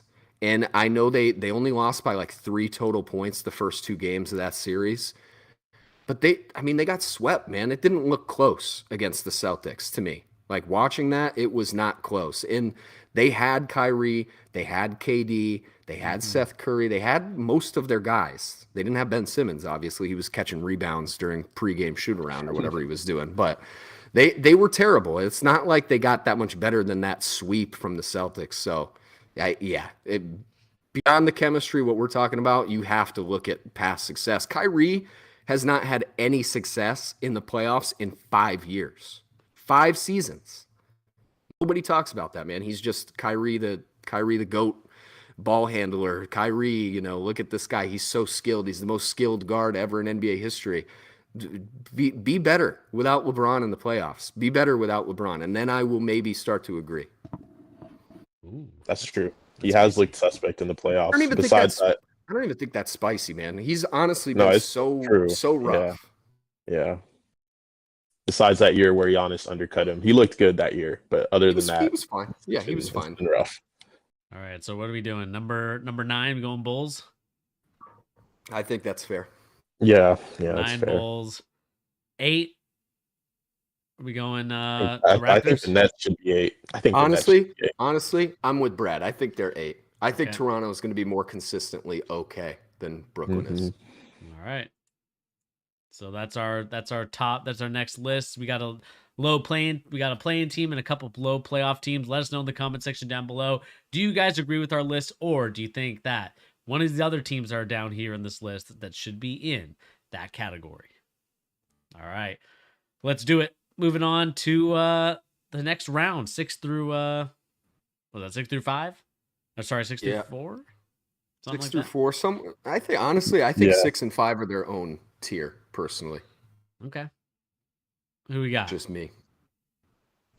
My number 6, I guess. This might be another controversial one. People aren't going to like it, probably, but Miami. I have number 6. Whoa. Miami at number 6. That's I honestly funny. thought I they also were. have them there as well. Oh, there we go, Bernie. I honestly thought they were kind of a fluky team last season, making it as far as they did. And I know that is, people have been saying that for years. They keep making it far in the playoffs. When are we going to learn? Stop being idiots and trust this team. But I didn't really like their offseason. I thought they played it a little too safe. I thought they were a team that definitely should have tried to do whatever they could have done to get Donovan Mitchell. He would have been a perfect person for this team. What it boils down to for them is their offense, man. I just hate hate their offense. And it was the same thing I was shouting from the mountaintops going into the playoffs last season. And they kind of proved me wrong and made it much farther. And they only lost to the Celtics based on that one crazy almost make by Jimmy. You know, he almost made it, and they would have been a different story. But their offense is so bad, man. I'm not a Tyler Hero guy. I'm just not. I think he's perfectly fine as a sixth man. He's really good at that. But he is the definition of a turnstile on defense, and he is so inconsistent as a shooter, even though maybe not as a shooter, as an offensive total player, I think he's very inconsistent. His shooting is about the only thing that's consistent offensively. But the rest of their team is, I worry about how much mileage is on Jimmy too. I mean, he is doing everything for them the last few years to get them far. And we know his early career was just balls to the walls every minute with Tibbs. So I don't like their squad. I would love to see them play Nikola Jovic a little bit. I know that he's kind of one of their guys that, like, offensively, if they could get him moving, I know he's just a rookie, a low draft pick too, or what was he? He was late 20s, 27th pick, I think, in the draft this year. But he's an offensive guy they could use, man. It's just there's not a lot of creativity and shot making for this team. And Kyle Lowry was looking pretty old last season. He was looking pretty dang old and pretty chubby around the waist too. No offense, I could shed a few myself. So, but that being said, that's something to be concerned about. Yeah, I think Miami's clearly 6. All right, Brad. Yeah, I mean, I have Miami 5, but I wouldn't be mad at switching them. That was a good spiel because I actually agree. I think that their offense is really hampered with just, they rely on Harrow too much. And I had Harrow last year on my fantasy team. He won 6th man of the year, won me a lot of games. Shout out him. But he's literally like they throw him in and they say create offense for the team, like, because nobody else can create their own offense besides him and Jimmy. Bam Adebayo needs to step up and be more aggressive. But the reason I put them at 5 is because of Eric Spoelstra. I think he runs a really nice ship. He knows how to win games. Yeah. They're gonna say the Jimmy Butler haircut. Oh my gosh, I saw so many funny takes on that. Someone said he looks like Martian Manhunter with hair. Someone else said he looks like Tamari Carroll. Someone else said he looks like a wax figure cut out. Like, it was too many funny jokes about that. I really hope he doesn't keep it, man. Yeah, that hair is a distraction for the team this season. That's something else. Yeah, they're gonna lose games because they're too busy looking at his hair swinging. I'm telling you, when I first saw him, this might be too deep of a cut for you guys. This is a weird reference, but when I first saw him, it honestly didn't look like he had eyebrows with his hair the way it was. Yeah. And I don't know if you guys remember, R.I.P. whatever you think of him, XXX Tentacion the rapper. He had a phase where he shaved his eyebrows, and I was like, dude, what is this eyebrow shave? He looks like Super Saiyan 3 Goku from Dragon Ball Z. That's what I was seeing when I was looking at him. I was like, this is like the worst version of that. The eyebrowless look. I see it now that you say it. Oh my gosh. There we go. I thought my late night, I probably had a couple drinks. I was looking at it, I was like, what the hell is happening here? No, for real. I think Jimmy is a contrarian though, so he might keep it just to, trend on Twitter or something. Yeah. Yeah. I mean, I don't necessarily disagree with you guys. I think I also had Miami at this point as well, because I think the biggest question mark now becomes, for me, I think Jimmy Butler's still going to do his thing. Kyle Lowry, not going to be necessarily giving you like 15 points, maybe that 13 where it says it on his stats.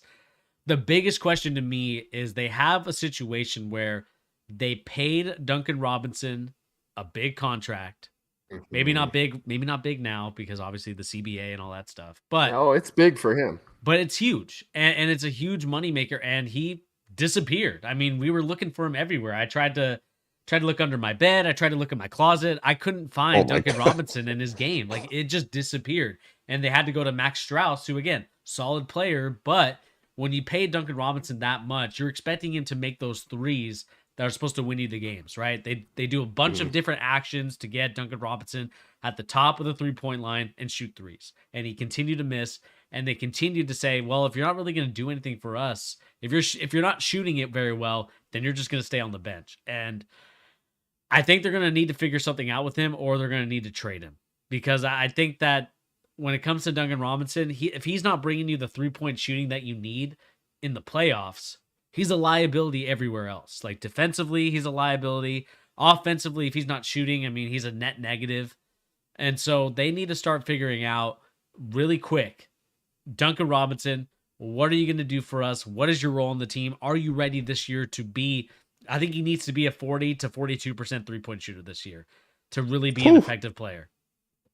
Maybe, to get maybe that's a little hard. Back, maybe that's a little hard. Maybe 38. I'll go 38%, but he's got to be high 30% to really be that guy. That's about all he does. I think he stays on the bench pretty much. They're just going to give his minutes to Victor, probably. Yeah, probably. Yeah, he was solid for them in the playoffs too, Old Depot. He started to look not like his old self, but he was definitely serviceable as a player for them. So they're going to need to trade him, man.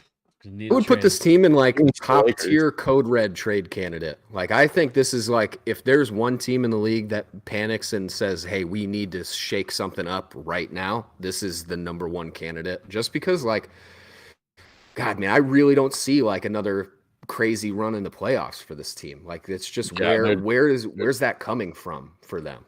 You know, where is it even? Like, just listen to this lineup they have. Listen to their front starting lineup according to this is on Real GM.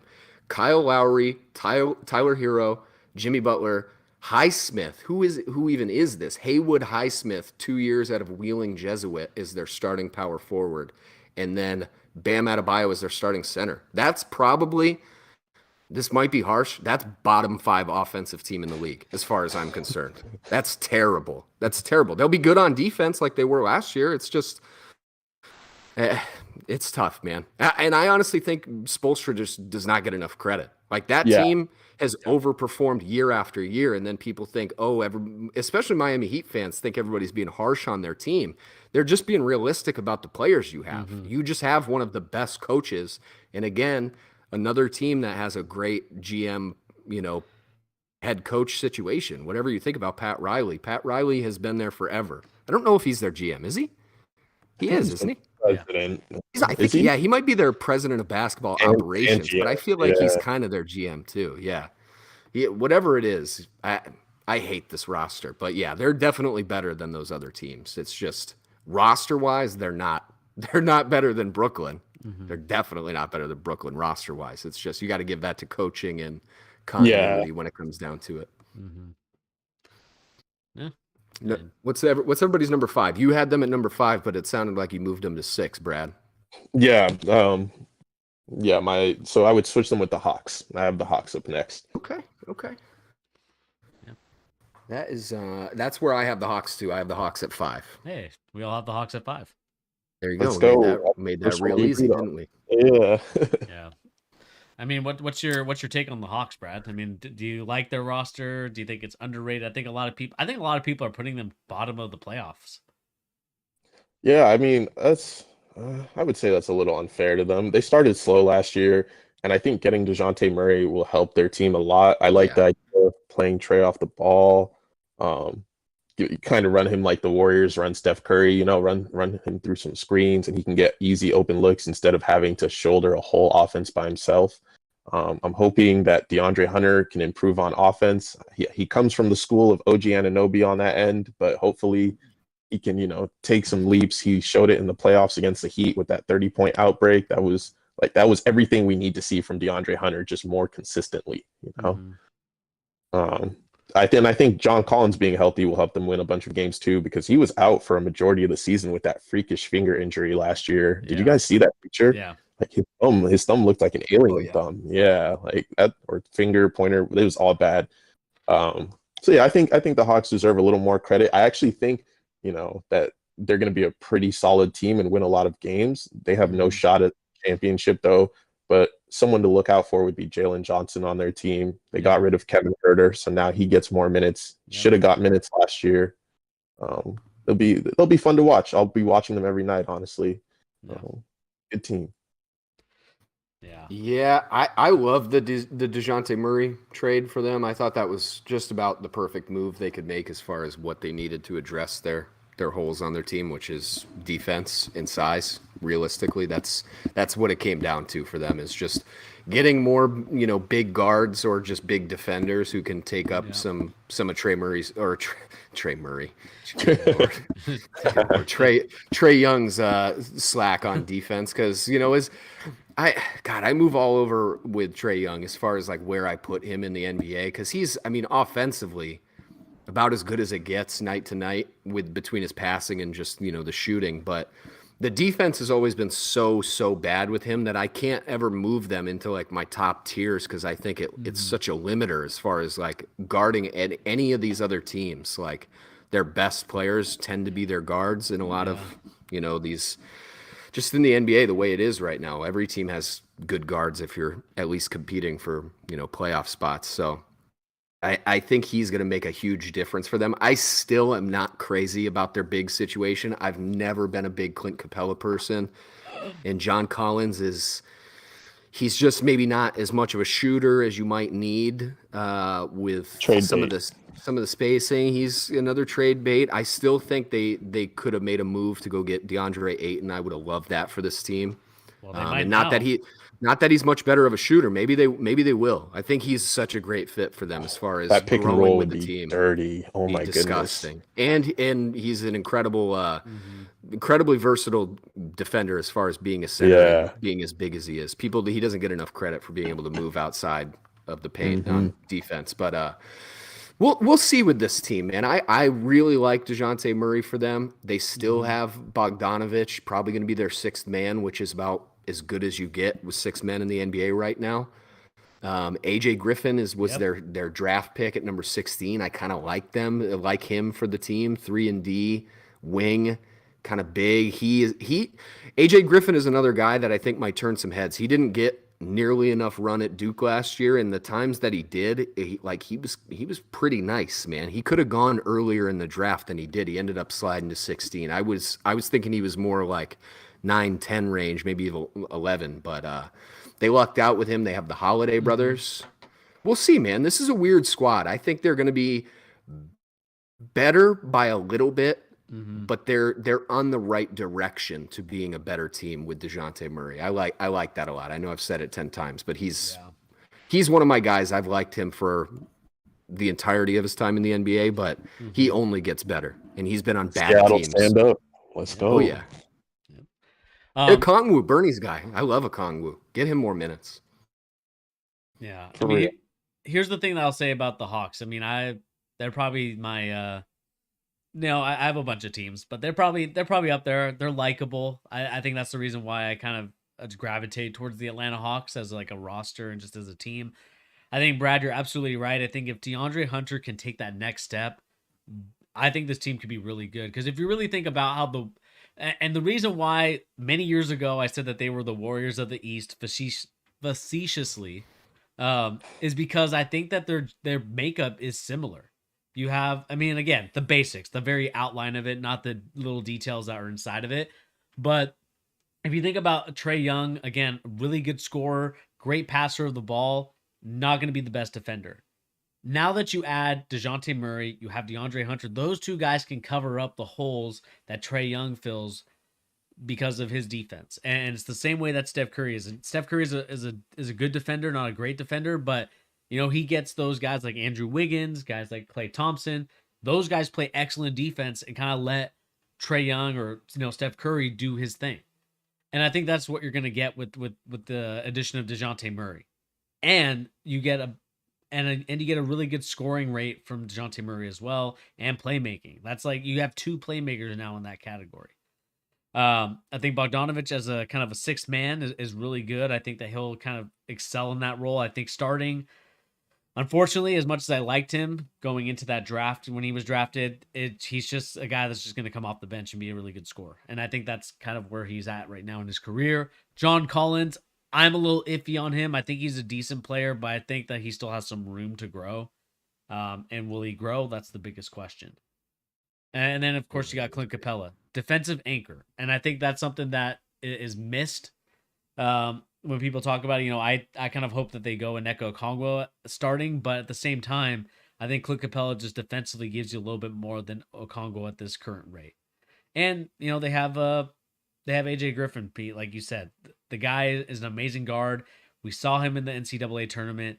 He's a gamer, and that's what you need on this team. And so when I really look at it, the fact that you can consider this team anything lower than 5 is crazy to me, because I think this team is really good. I think this team has the tools and potential to, honestly, I think they could potentially be an Eastern Conference upset, be in the Eastern Conference Finals in an upset at some point, depending on how things shake out. But they certainly could be. I mean, they have the offense to do it. That's for sure. They certainly have the offense to do it. That's not even a question. They're going to score points, this team. Like, they have that's kind of why I'm not a big Clint Capella fan. Like, I would love if they had like a really great scoring center on this team. Like, he's just not offensively. He's going to get you extra boards and get you more offensive opportunities. But I like their at all.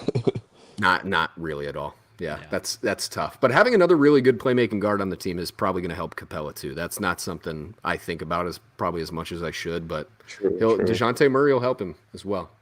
Okay, so we're going Miami, then Hawks. We've and the Hawks. On that. We made that one easy. And then the I Hawks said it just before. trade Mo Harkless? Yeah, did they? I think they did. I thought they should have kept him. It's a good wing defender. I don't know why you would just kind of give him up for Vit Krasigi. I don't know how to say his last name. Maybe they like his last name. You need someone like Mo Harkless to help against Tatum and Brown. Yeah, Mo Harkless is not a bad role player. Yeah, but if Jalen Johnson I was really low on Jalen Johnson coming into the draft. I wasn't crazy about him out of Duke, but I mean, he is another guy who can shoot. He's big. He's pretty athletic dude. So we'll see. I know some Atlanta Hawks people who are fans who like Jalen Johnson quite a bit. So see if he can give them anything as well. Can't forget about Frank the big Tank. Frank. Frank the Tank. Vit Krejci. All right. Yeah, I've never. How you say heard it? I have no clue. All right, let's move on to number 4, Bernie. I'm going first for Bernie. All right. Number 4 for me is Boston. Whoa, that's ridiculous. That is absolutely ridiculous. If they're a top 4, ooh, my goodness. All right. Here's my rationale, Bernie. Okay. They don't have a head coach. Okay. Besides MA, what else? Here's my rationale. Okay. I think for one reason, this is not power ranking these teams. This is regular season success, correct? This is a seeding prediction stream, Bernie. And my logic is whether or not you think Ime is going to make that big of a difference, having him or not, it will make a difference regular season. It will make a difference. I'm not saying it makes them a worse team in the long run. It really doesn't. They're still incredibly talented. I liked a lot of the moves they made this offseason. I do think they need a little bit more scoring from their bigs. I loved Danilo Gallinari when they had him. They didn't have him hardly at all because he's out for the whole season. They got Carmelo. Did they get Carmelo, or was that just a rumor? Am I crazy? Oh, okay. They got Blake. Okay. Maybe I just dreamed it. It was Blake Griffin. That's who it was that they actually signed. I dreamed that it was Carmelo. I liked it if it was Carmelo more than Blake. Blake is dust in the wind as far as I'm concerned. He is beyond usable. But yeah. Here's what it comes down to, Bernie, and I'm going to apologize to you first. I'm sorry I moved them down to 4, and I'll be straight up with you. I had them at 1 before the Ime situation. The logic is this. I think it will affect them in the regular season, and I think the other 3 teams I have ahead of them, regular season, are going to have better records. That's literally all it is. I like their roster a lot. This is maybe the most controversial part of this that I'm going to say, and this is not fair of me to say, but it's just how I've always been a basketball viewer. I'm a body language person, a reader of what the chemistry, I guess, of the team, but more so just like the karmic balance of the team. Okay, yeah, I'm going to show you my degree in mythology. No, I just didn't really like how they responded to losing in the finals, Bernie. I didn't think Tatum took it hard enough. Whether you think that's fair or not, I didn't think he seemed like he cared as much as he should have about not playing hardly anywhere near the level of good he is in the finals. Like he was not good when Andrew Wiggins was guarding him. He was getting absolutely cooked by Andrew Wiggins. And to just take it on the chin and be fine with it, there's plenty of people would say that's good sportsmanship, so on and so forth. I just don't think that's how the NBA works, man. I think you have to take it personally and come back with a vengeance if you're going to play better than you did the last season. And he was so good up until the finals that I was putting him in my top 6 coming into the finals. Like I was like, this guy is like, he's made it to the top tier of NBA player. And then he disappeared, man. He really disappeared. The last thing I'll say for them is I'm nervous for your guys' situation with Jaylen Brown. Not saying I think it's going to go to hell this season, but I do think there's a universe in which Jaylen Brown is not a Celtic in a couple of years. The contract that Kanye? Nope, the contract that Jaylen Brown is going to have to get is going to be massive. It's going to be gigantic, and the longer they wait to do it is a problem. The more trade rumors he's in, it's a problem. It just has to be talked about, Bernie. It has to be. You can't be trying to trade your best players every other month and expect them to be as committed to you as you hope they are, right? I think this team is definitely still my finals contender pick for the East. It's just the regular season. I think there's going to be some growing pains without Ime. And I think Ime, one of the most underrated parts of Ime is how much he changed your culture in terms of holding the players on the Celtics accountable, making them tougher in the regular season, and making them care about the regular season games, Bernie. What was something that you and Tyrese and all you Boston Celtics fans were so hard on the Celtics about for years, and I was the one defending them? It was how much they took it personally when they lost and people are standing on their home court logo and all these things. And who changed that? Ime changed that. And I think it's super important that he's not there, man. That's just my 2 cents on it. Maybe I'm crazy, but I like to have your head coach present for the season. Brad, fair take. That's fair. Number 4, I have the Cavs. Boo! No, I actually I kind of want to move them higher after what you said, Pete, because it's not bad. It's not bad. Yeah, the reasoning is pretty sound, but I would push back saying that the Celtics, as long as they have their core 4 of Jaylen Brown, Marcus Smart, Horford, and Tatum, their defense is locked down. You can slot in any good to decent defender, and their defense would be probably one of the best in the league, and that's always going to win them games because you can't score on them in the half court, and then you have to deal with Tatum and Brown on the other end. But all the human stuff does play into it. I think the way they've been doing Jaylen Brown is pretty dirty. You can't keep throwing him in trade talks, and that contract situation will get messy. But I love the additions of Malcolm Brogdon. Mm-hmm. I think Blake Griffin isn't bad. He is dust in the wind, but for the purposes of Rondo always being hurt. Yeah, a couple rebounds, take a charge here or there, I actually like the Jake Layman signing. I thought that was sneaky good because I think well in the preseason. Yeah, he's actually a good player. I've liked him since he was on Portland, but he got shelved because Portland is terrible at developing people. And then in Minnesota is kind of, they had Ant and he got shelved again. And I think on the Celtics roster, he has a chance to showcase what he's good at, which is shooting. And he's tall, 6'8", 6'9", can pass a little bit. He's long, so he fits into their scheme. So I actually like that signing a lot for them, and I think they'll win some games. But switching to my Cavs take, Ricky Rubio coming back healthy, he'll lead their second unit. That's probably one of the best backup point guards in the league. Him or Tyus Jones. No, it's gonna. Oh my gosh! Yeah, don't get me started on that, Bernie. Actually, no. I need him on the show so we can talk. We haven't had a chance to talk about this, Brad. We need to talk about. We were just about bystanders for this. Yeah, that was an egregious take. Why would you bench Darius Garland? I can't wrap my head around it.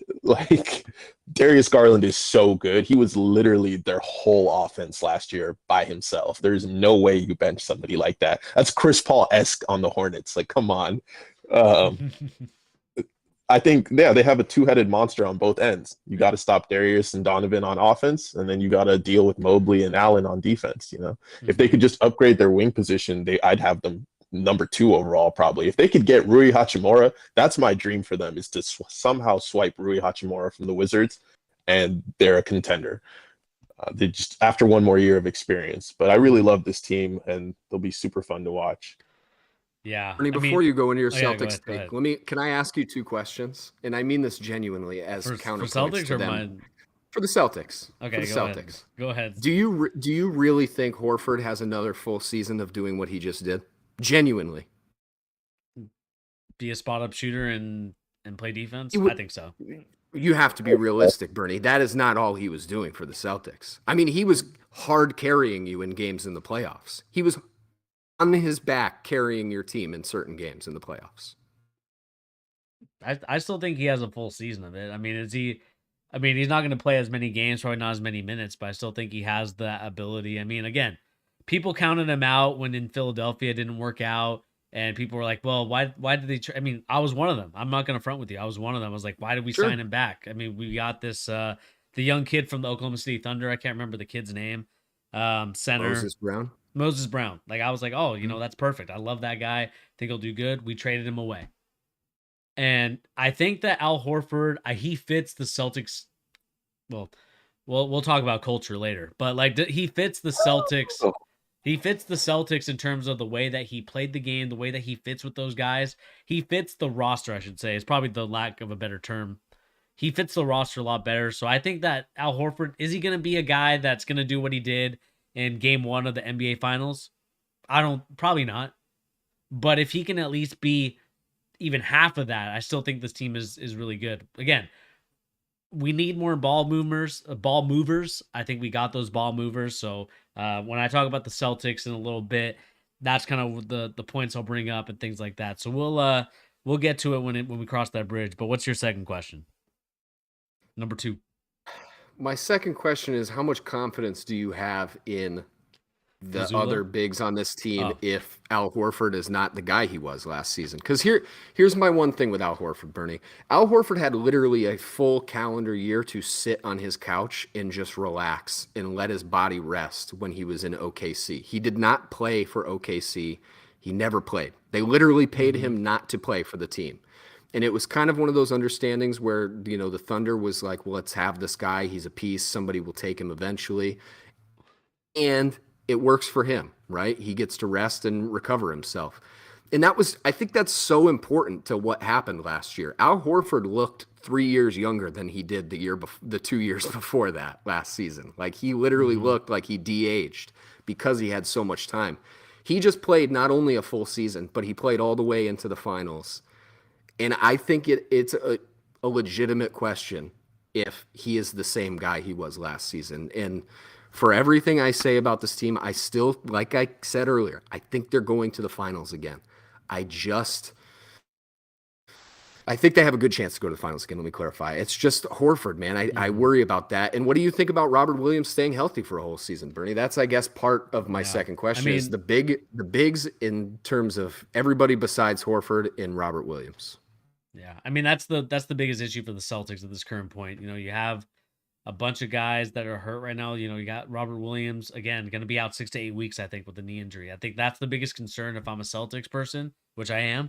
But that's the biggest concern if you're a fan of this team, especially with the makeup of Brown and Tatum. You do need Robert Williams because I think he does change the dynamic of it. And so I think that they need to look a little bit more. I know Noah Vonleh is a decent backup.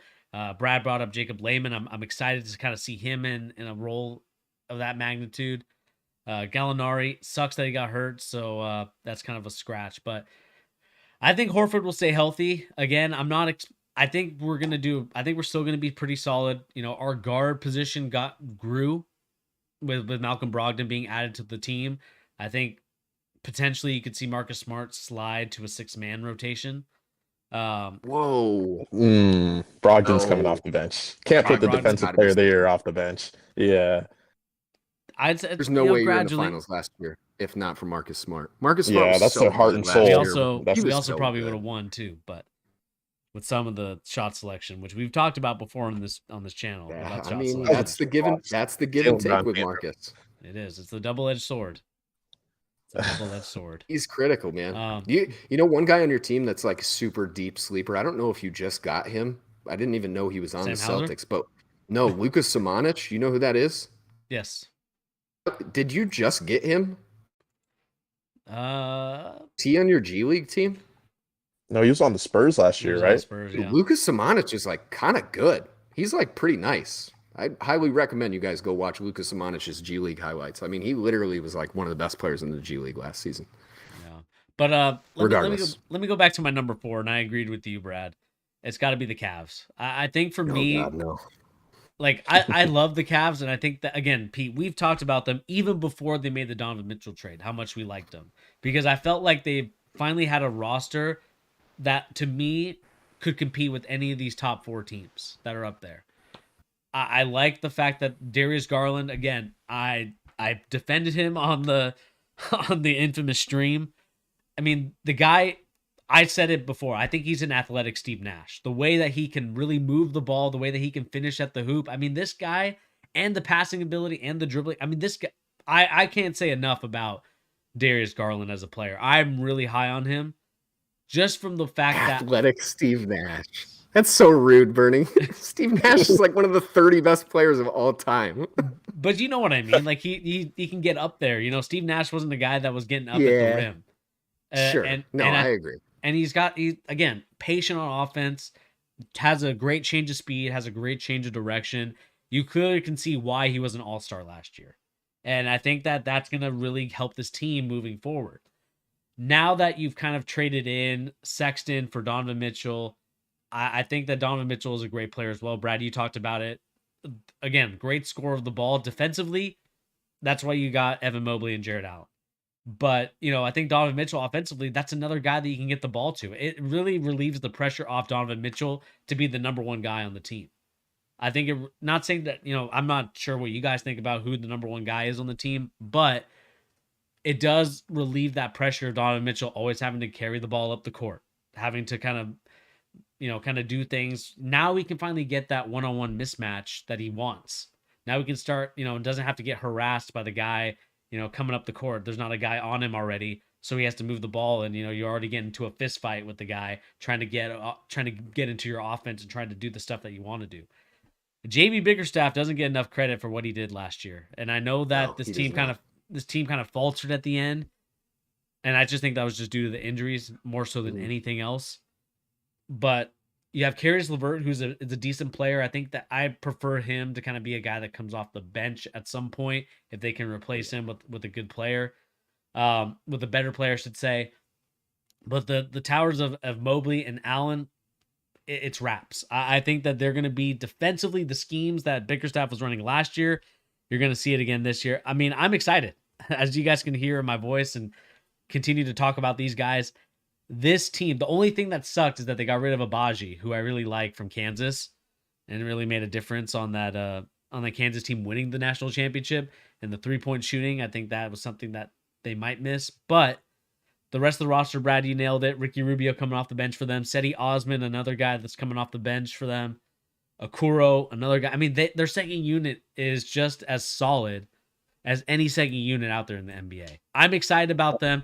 The way I talk about them makes it seem like they should be the number 1 team in the NBA. But I'm excited for this team. I'm excited to see what they do this year.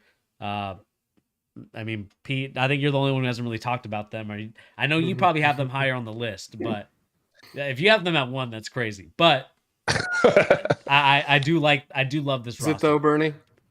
It's not crazy, but I have them at number 1. I do. I literally do.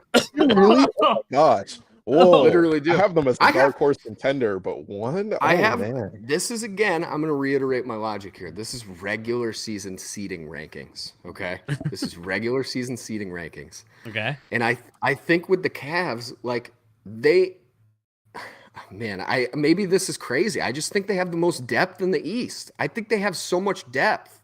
They're so deep, man. They have players. Their second lineup is better than the bottom 3 teams' starting lineup. I'm sorry. It just is. And to me. Agreed. That's a huge deal. JB Bickerstaff, like you talked about, Bernie, is the most underrated coach in the league right now, but it's only because he's only coached a couple seasons. Last year was his second season, right? Let me see. I think it was his second year as the Cavs coach, I believe. This will be his third. I think you're right, yeah. Let me look. You continue talking. Because he had that 1 year where he was coaching KPJ before he got traded. He did. Yep, he did. And that was when KPJ had the big locker room blow up, and they traded him for nothing. So here's my thing. He's been there since 1920. Is it 28? Been there since 1920? Sorry, 2019 to 2020. Okay, yeah, okay. So 3 years. He's in there since World War I. He's like Jack Nicholson in The Shining. He's just been there forever. My thing with the Cavs is this, man. I think the Cavs were well on their way to a top 4 seed last season before the injuries, and they got dramatically better. They got dramatically better this offseason. So if the logic stands that they were a top 4 seed without Donovan Mitchell, without a full year of experience under Evan Mobley's belt, I think that it's going to just be another leap. I'll be serious with you guys. I didn't have them number 1. I actually had them number 2. I have Milwaukee number 1. Spoiler alert. I have them as number 2, but I did have them as my number 1 for a long time. I literally changed it this morning. I had them as number 1 until this morning. And when it comes down to it, I guess I'm just the biggest Mobley fan on planet Earth. Like, I really think Mobley is that guy.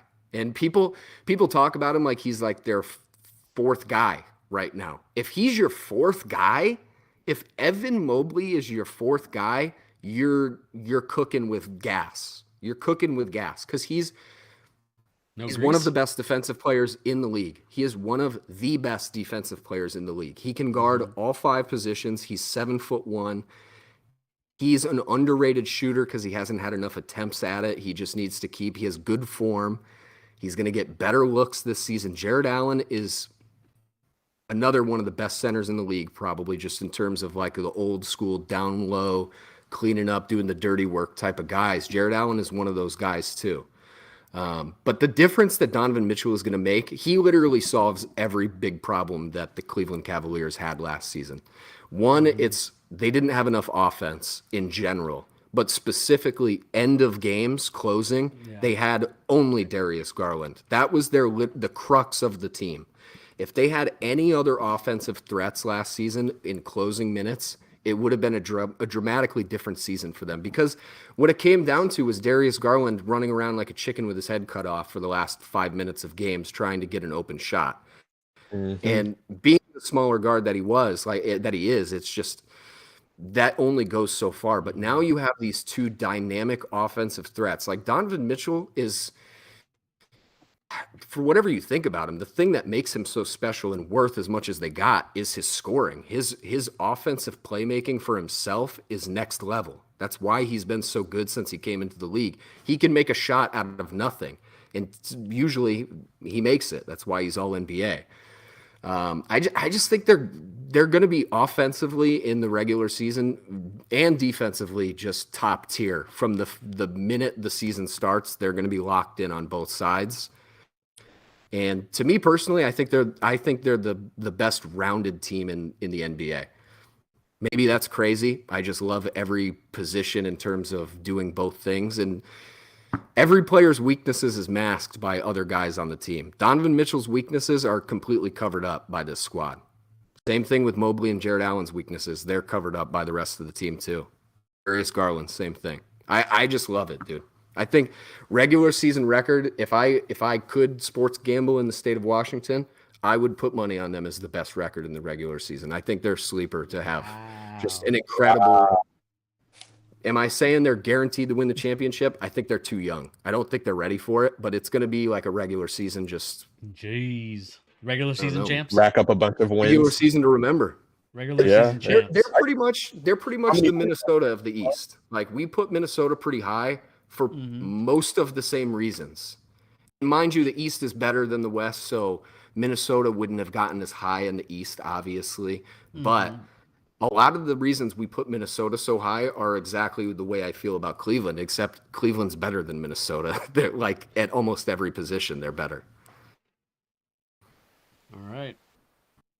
So therefore, I think for consensus, as much as you want to put them at 2, Pete, It's okay. I'll let it slide. Consensus, Brad and I were going 4 for them. Now we move on to probably maybe the controversial, because I don't know if maybe knowing Brad and how much he loves this player, he might have them at 1.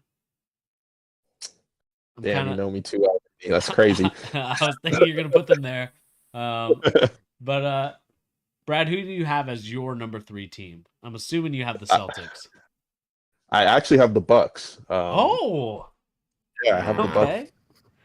I like that they added Joe Ingles. I think that's a really good playoff look. I don't know how much he'll play in the regular season just because of his age. Probably not much. He's still coming off that injury too. Yeah, exactly. So, but and they added my boy, Washington stand-up, Marjan Beauchamp.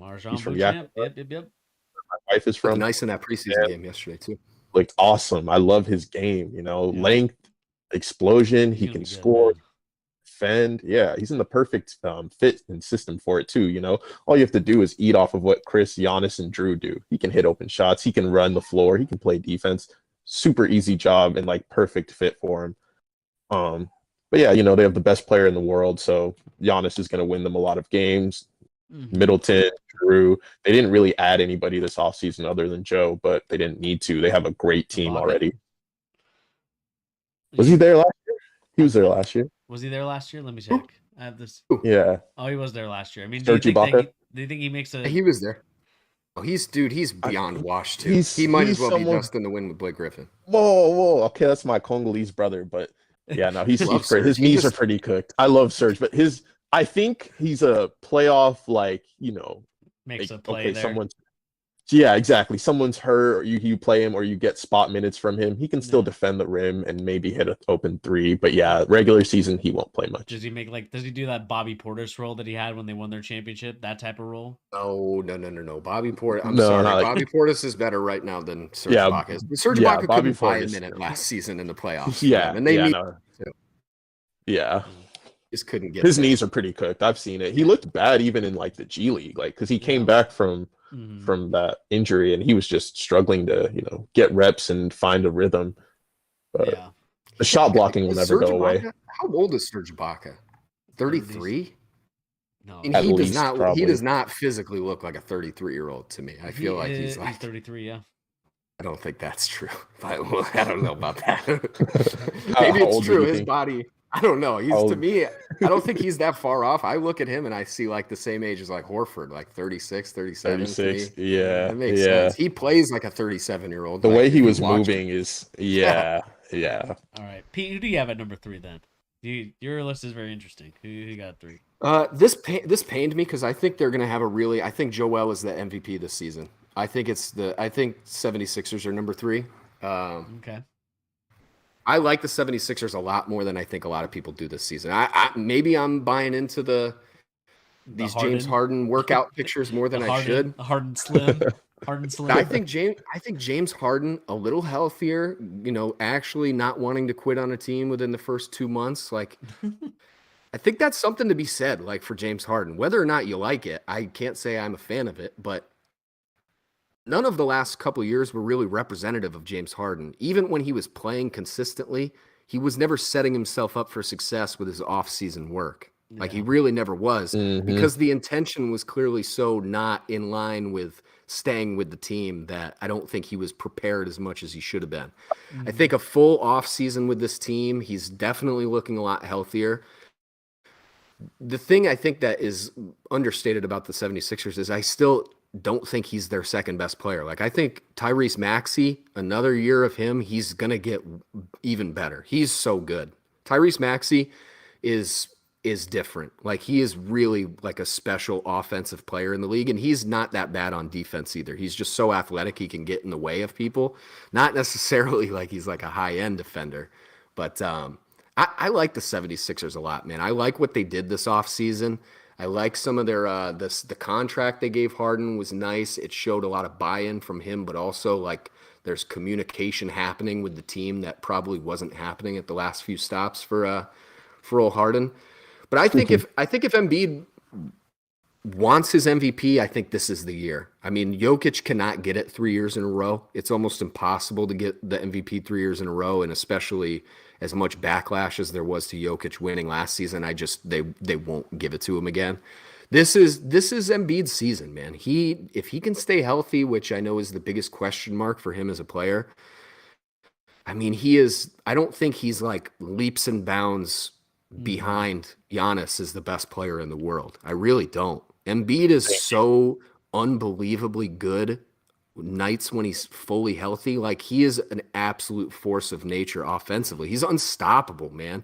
Like, the step back threes he can take as a 7'2" player is he set? I guess he's 7 foot is what he's listed as, but he's huge, man. He's so giant and fluid with his motion and just the shots he can take. I like the squad a lot, and again, another team that has enough pieces to go make a move if it's not looking great. They have good contracts that are movable. I like the Montrez signing for them a lot. PJ Tucker, whatever you think about 39-year-old PJ Tucker, he's just going to play hard-nosed defense and stand in the corner on offense. That's fine. That they did for him. Yeah.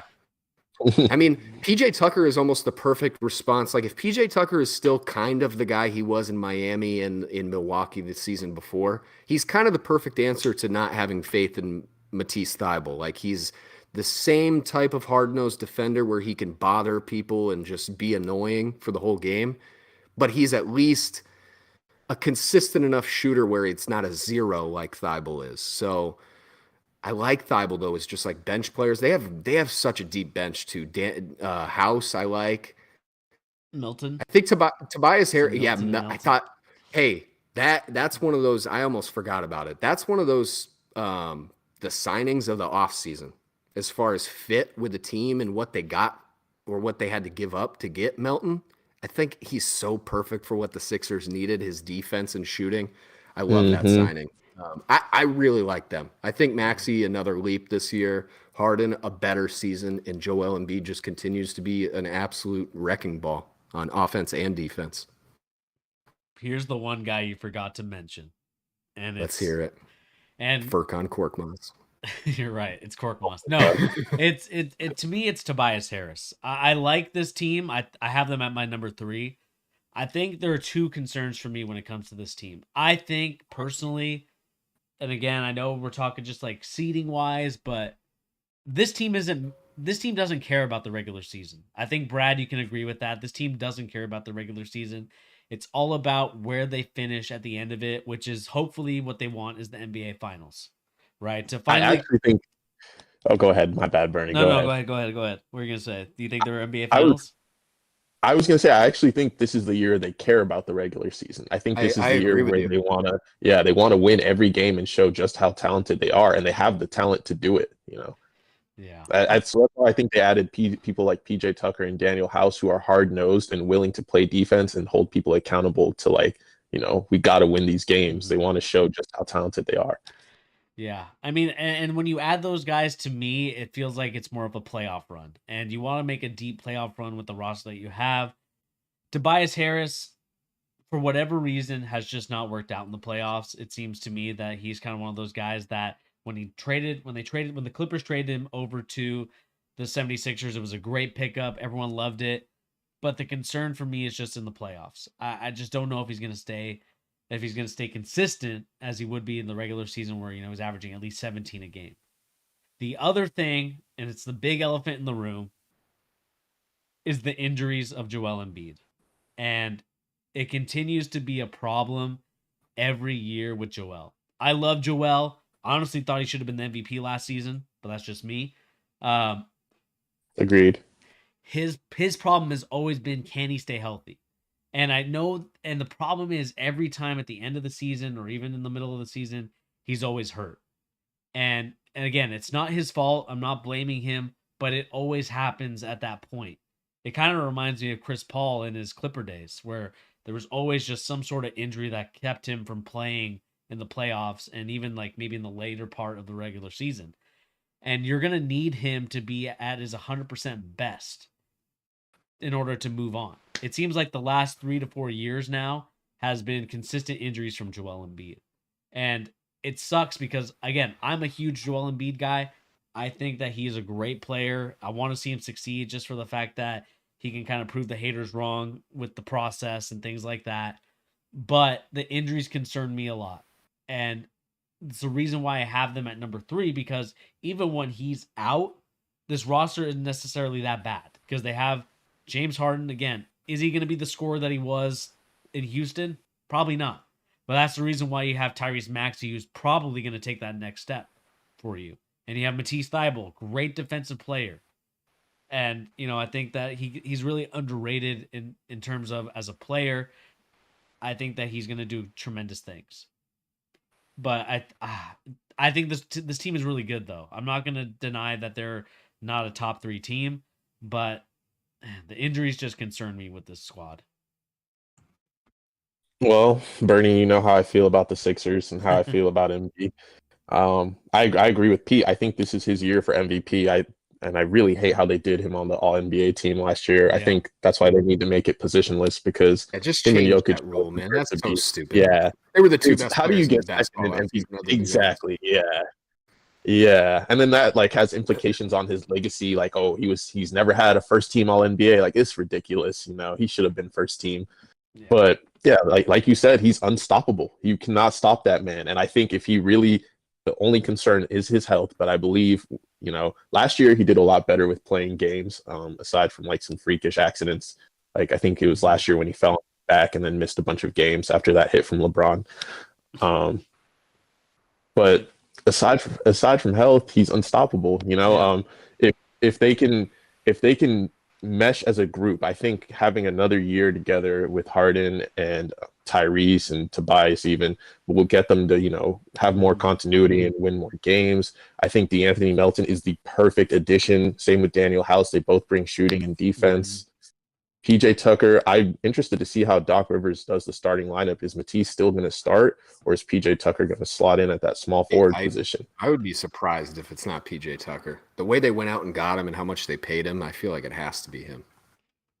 But my thing with that is PJ is do you want to save him for the playoffs? Yeah. Exactly. Because Matisse is going to be the one chasing those guards off screens, guarding some of the not big wings, but some of the wings like Jaylen Brown. You don't want PJ Tucker guarding Jaylen Brown in a regular season game, really. So it'll be interesting to see how Doc Rivers figures that out. But will he figure that out? That's the other question too. That's another thing. I was going to say there you go. There's a lot of flack. But I really think he's become underrated now. He catches a lot of flack. Okay. I thought you were going a different direction with this, Brad.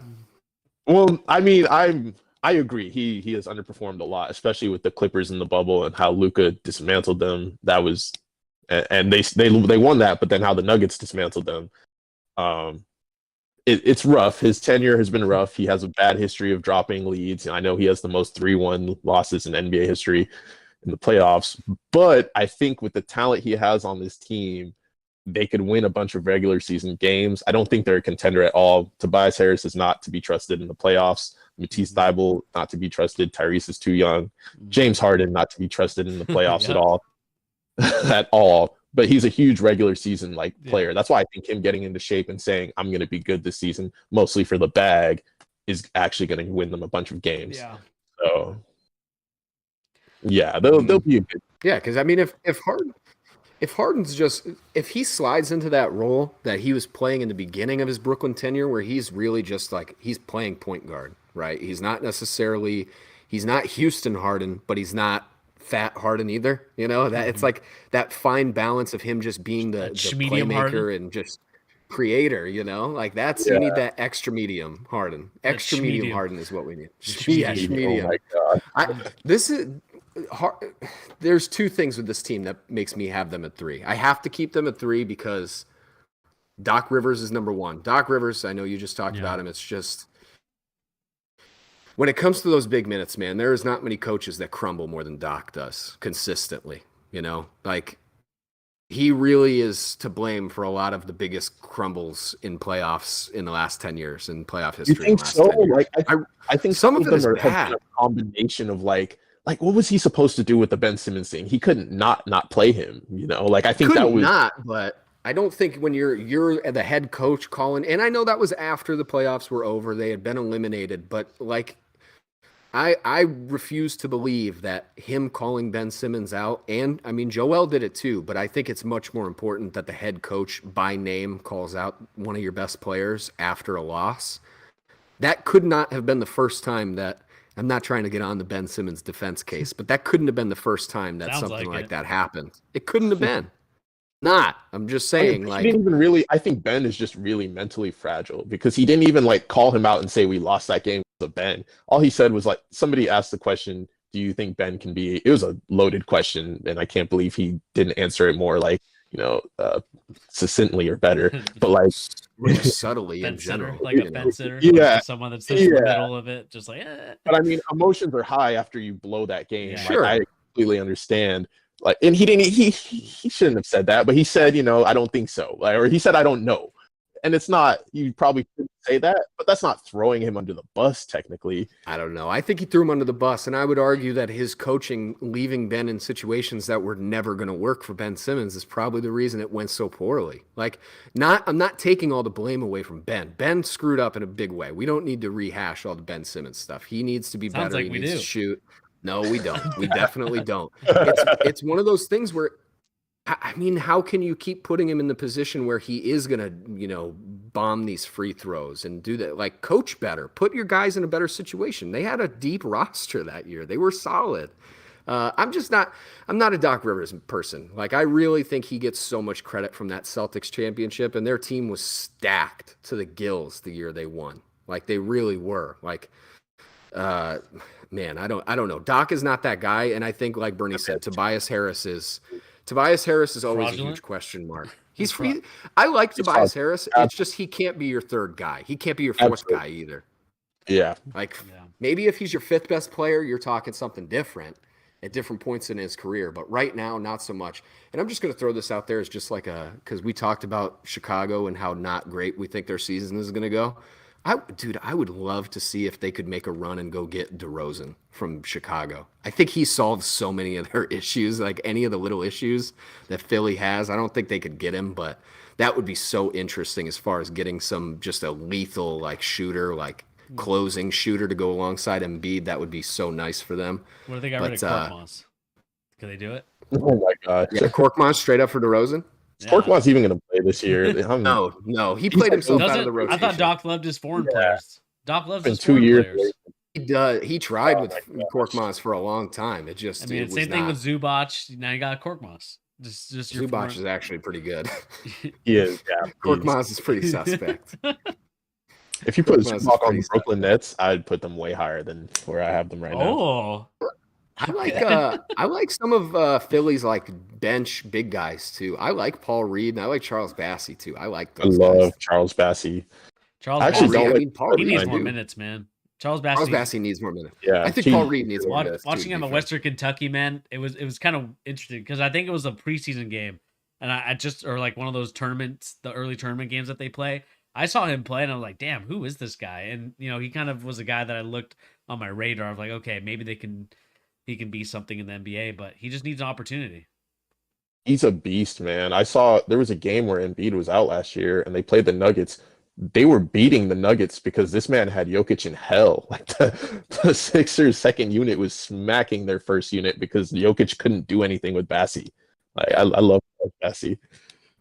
They could shoot, but Bassey and like I said, Paul Reed. I mean, Paul Reed was scoring. He was the G League MVP 2 seasons ago. I think he was like 24 points a game in the G League. I mean, get those guys some minutes, man. They're good. They really need to just cut back. I know, Bernie. I know you like. I know you like Matisse and players like that. It's just when it comes down to it. I mean, Matisse is not a playoff guy right now. Like, he's too limited. So I think you go get something for those guys that is more usable. Cut down. They're so deep with players that could get minutes on other teams that they really just need to cut some of it down and add a little bit more like high quality to the team. That high mid-range, like just improve. If they could improve their small forward spot, I would feel drastically different about this team. I would consider moving them above Cleveland just because of their experience. But I just don't think their starting roster is Thibault and Tobias Harris is your starting 3 and 4. I don't think that's good enough to beat Cleveland. like or Cleveland or even Boston. I just think regular season they're still going to have a great regular season because of a better year from Harden. And too, one thing they went into last season with that Ben Simmons situation lingering over the whole team. And that can't go understated how much of a distraction that was. And they didn't have anything to replace him either. So their season, like the first half of their season, was kind of like crippled a little bit at the jump just because of the Ben Simmons situation. Yeah. True. Yeah. Last thing on them, Tobias could be trade bait because he's in the last or second to last year of his contract. If it goes terrible for them, yeah, maybe. I'd like to see them package him and Thibault and get a better player at that position. Dude, they could. I mean, the thing with Tobias is his contract is bad, but it's not horrendous. It's not that bad with 1 year after it. Like it's okay enough where he's going to give you 20 on a bad team. He probably could. It's just you'd be going to a bad team is probably the only people that would consider it really as just contract filler in a trade. Maybe he goes to the Hornets. Maybe, dude. Maybe. I don't know who they or would the get Wizards. in return. I wouldn't Get want Bradley anybody. Beal. Man, the Wizards have like 20 different guys that are Tobias Harris light. It's like you're adding another one to him. You know what I mean? Like, it wouldn't surprise me. yeah, I mean, it's just kind of, not to go on like a Wizards rant because we've already done it, but man, that they just continue to get guys that are like similar. It's frustrating. Oh, dude, they should go grab Kispert, just get some more shooting from that, something, dude. I don't know. They could make a couple moves. Bernie, we didn't talk about this with the Celtics. What did you think about that report that came out? I know this is a little off topic, but did you see that the Celtics are okay if other teams want to pursue Ime for this season? Did you see that out there? I didn't see that out there necessarily, but there's teams that have been asking. There's people who are actually interested in just like either trading for his rights or whatever it is, getting Ime. There's a few suitors that have called the Celtics for Ime. And I'm just saying, Philly, think about it. Philly, think about it. Please. One thing that Ime does that Doc doesn't is Ime gives chances to young players. Like he was playing Peyton Pritchard in the finals. I saw Aaron Naismith out there. Yeah, way better rotations. Like Aaron Naismith. Doc won't play Bassie. He's just going to play Trez, which I don't like. Yeah, you guys might be right about Doc. Honestly, actually, I take it back. He's got it. He's terrible. He's not a good coach. I think of the rotations I see Doc throw out in playoffs with any team he's coached with. It's just always so bad when it comes down to Budenholzer and Steve Nash. Steve Nash. He's better than Steve Nash. He's better than Steve Nash. Well, no, I'm just talking about the rotations. Very Steve Nash for sure. It's similar, yeah. Yeah. But at least we'll change things like once he gets his head beat in for 4 games straight. He'll at least make one change. Yeah. So I guess the final two, Pete, you had Cleveland at 2. Yeah, Cleveland too. Brad, who do you have at 2? The Boston Celtics. Yep. And I talked about them. Yeah. Celtics, we kind of already talked about them for I think again they have four solid guys. I know the coaching situation isn't great in terms of the whole thing that went down. Again, I'm still waiting for more information on it. Depends on if they even will release the information. But the way that ESPN and at the Athletic have kind of hoarded out that information is a little disappointing to me because I think that we need to start having credible reporting instead of just throwing out bits and pieces. No, but Bernie, they want to be fast. They want to be the fastest, Bernie. They want all the power. Yeah, it's just kind of like, I don't know. Yeah, I agree with the garbage reporting. It's just kind of like, with Shams and Woj, it disappointed me more so from those two guys because I thought they were better than that. But, You did? I thought at least Shams was. Woj already know who he is. We look at Woj, man. He looks like a snake in the grass, to be honest. Shams is second generation Woj. He's the same guy. They do the same thing. They have the same ethics of reporting stuff. Yeah, they're both trash. Yeah, but Woj is a little bit more trash because I think when I look at him, he's kind of a guy that just he's like I said, he's a snake in the grass. He slips and slides in there, and it's just like he kind of reminds me of Randall from Recess. just like kind of just in there trying to get information, and then Wow, that's a throwback. What a reference. Let me ask you a real question. I feel like people make fun of Adam Schefter in the NFL all the time, right? Why does nobody make fun of Woj? I mean, he's the same dude. Woj and Schefter are the same guy. They might as well be the same guy. They're just in the ears of these specific GMs, these GMs that just, tell them these things that they want to hear and give them these little scoops so they, report in one direction. Yeah, it's disgusting. Woj needs. Honestly, this is my message to everybody: make fun of Woj more. I'll be that guy. Just give Woj more shit. He needs it, man. Yeah, but going back to the Celtics, I do agree with you, Brad. I think number 2. I was gonna have a number 1 just to be a homer, but realistically, I think the coaching thing does affect them. But I think what it can do also is unite those guys. I know I've seen some of your tweets, Brad, talking about Jason Tatum, the Lakers. Seems like you want everybody on that team. Hey. But wait, after you go, I have a point about him, but go ahead. Yeah. I think we're trading Anthony Davis and we're trading what's his name? Darvin Ham for Ime and Jason Tatum. Let's go. Yes. Swap. Yes. But I think for me, I think the Celtics, they'll be fine. I think Mazzulla, he was kind of the second-hand man. I think he was honestly, he was kind of the second-hand guy. I mean, he's got to be something. The guy that the Jazz hired he was the guy that Will Hardy they went to. Will Hardy was number 2. If Will Hardy was still there, guarantee you 100,000% he was their interim coach. I guarantee you if Will Hardy was there, they would have fired Ime and kept Will Hardy as their coach. But I think Mazzulla could do it, man. I think Mazzulla is a young coach that, again, I understand the young coaches. It's very hit or miss because obviously they're about the same age as these players, or not the same age, but just like maybe 5 or 6 years older than these players. But I do like the fact that they have a guy in Mazzulla who can. I think he can coach, man. I mean, I know that we haven't really seen him coach, like head coach, very much. I think he's coached maybe at a couple places. I can't remember where he's coached at as a head coach, but I know he's done it. He's been around the block. I think that he deserves that chance. And I think they're going to rally around him. I think they're going to do really well. I think the question will be, will they start slow like they did last year, or will they be kind of up to their regular pace like they were towards the end of the season? That's going to be the biggest question mark for me. And I think you guys are right with Marcus Smart, your defensive player of the year starting. You have Jaylen Brown, Jason Tatum.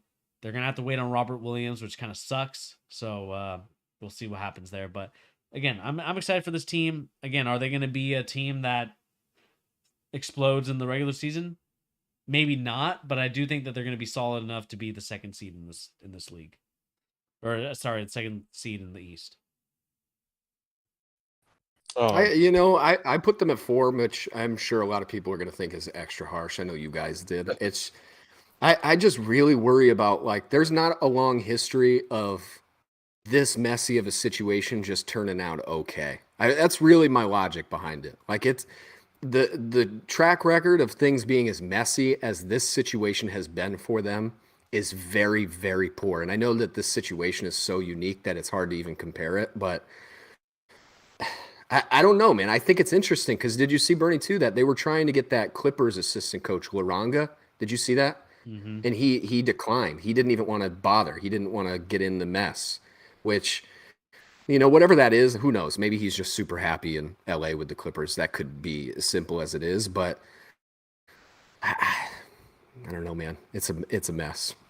It's a mess. I mean, that's why I'm tweeting my Tatum to the Lakers takes, because they didn't even tell him about the Ime situation. He found out on Twitter, which is nuts. They all did. None of them knew, did they? They still don't know what happened either. Like, that's insane. I think Brad Stevens and the owner must be the only people that know, actually, which is nuts. I feel like you owe it to the players to tell them. I know there's some legal stuff behind it, but the bare minimum, finding it out on Twitter is like really wrong. It's insane. Did they get Vogel as a bench coach? No, actually, he was spotted at the Mavericks practice. Oh God! I would actually somebody they could really use as a bench coach. That would be important for them.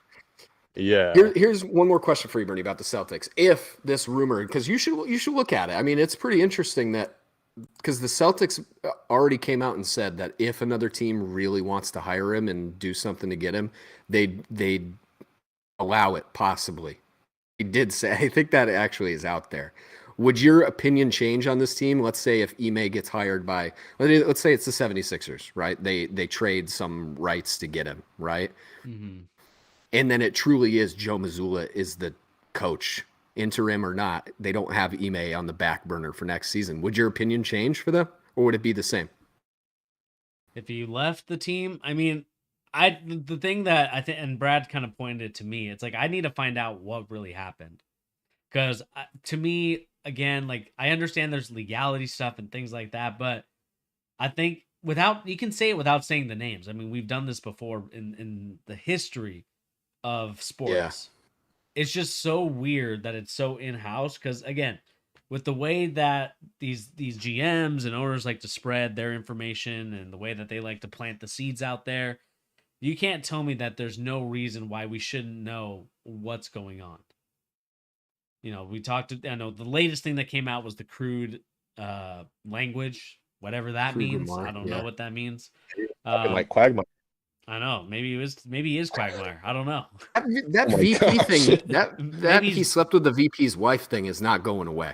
That's like everywhere still. I still see that. Maybe Yeah, I actually saw that yesterday. He just said giggity, and it's just like, I don't know. Again, just going back to that thing, I'm curious to see what the Celtics will do in that sense. Like, I hope at the end of the day that the Celtics front office makes the right decision on whatever it is for the Ime Udoka situation. Again, I will be the first one to go off on them if it's turned out to be just like basically a romantic relationship that just went wrong at the end. Because at the end of the day, I get it from a standpoint of, okay, he's your superior. But if it's really, the VP's wife, again, we don't really know the whole thing. But if it's that situation, it's not really a subordinate kind of like power dynamic. And if that's the case for me, I just can't get down with it. And so I need to hear more information from this stuff. So I am waiting to hear more from it, because it will definitely shift my opinion one way or the other. But I need to know what happened, because I can't really say one way or the other, to be honest with you, Pete. Yeah, until all the facts come out. It's tough, for sure. It's more, I guess the only reason I ask it is like how it would affect the team's mentality of like what it I don't know. I just think he changed them in a certain way that the credibility of him being such a hard-nosed coach and being hard on them, and then he leaves, and then how are they supposed to feel, about it? Like, It wasn't like they had a long track record of being that hard-nosed defensive, literally one of the best defensive teams in NBA history. I mean, for a stretch there, right? Statistically. Yeah. And they had a season of that with him as their coach. So I do think you have to question. I mean, it's the same roster basically that it was 2 seasons ago when they were insanely disappointing. So what's the dynamic that's changed? It's their coaching. I just have to defend, because I do think they have probably the most talented overall roster in the East. It's just, the mentality of it is important for me. Yeah. And Bernie, I take it we have the same number 1, right? I mean, it's Milwaukee. It's Milwaukee, and that's really it. I mean, a healthy Milwaukee team, I think, is going to be a finals contender every year. Yeah. And, I think without Middleton, without Drew really being healthy on that team last year, again, I love Giannis. I think the Giannis slander from Agent Zero is the most ridiculous thing. Insane. Most ridiculous thing I've ever heard in my life. Yeah, he should have his ability to speak like on a mass level, basketball wise, like revoked permanently for that. That's for just real. such an awful take. It's just not even. There's no logic behind it. Honestly, it sounds like hate. I honestly, he's a hater. Bernie and I deliberated. I think there's some kind of anti-European racism sentiment to it almost. Like he's not watching what Giannis is as a basketball player, if that's how he feels about it. Yeah, I can understand that. Yeah, he's like used to the AAU kids who dribble and handles this quote unquote skill, that's that's pretty nasty. Yeah, I mean, we're entering a different generation now.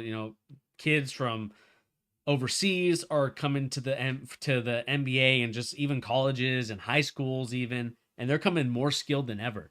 And I think that because the level playing field is such there now for these squads over, we talk about teams like, I'm hoping that, I don't know if Embiid is playing for Cameroon, or if is he playing for Cameroon, or is he playing for France? Of course he would. Is he? Am I here still? He would.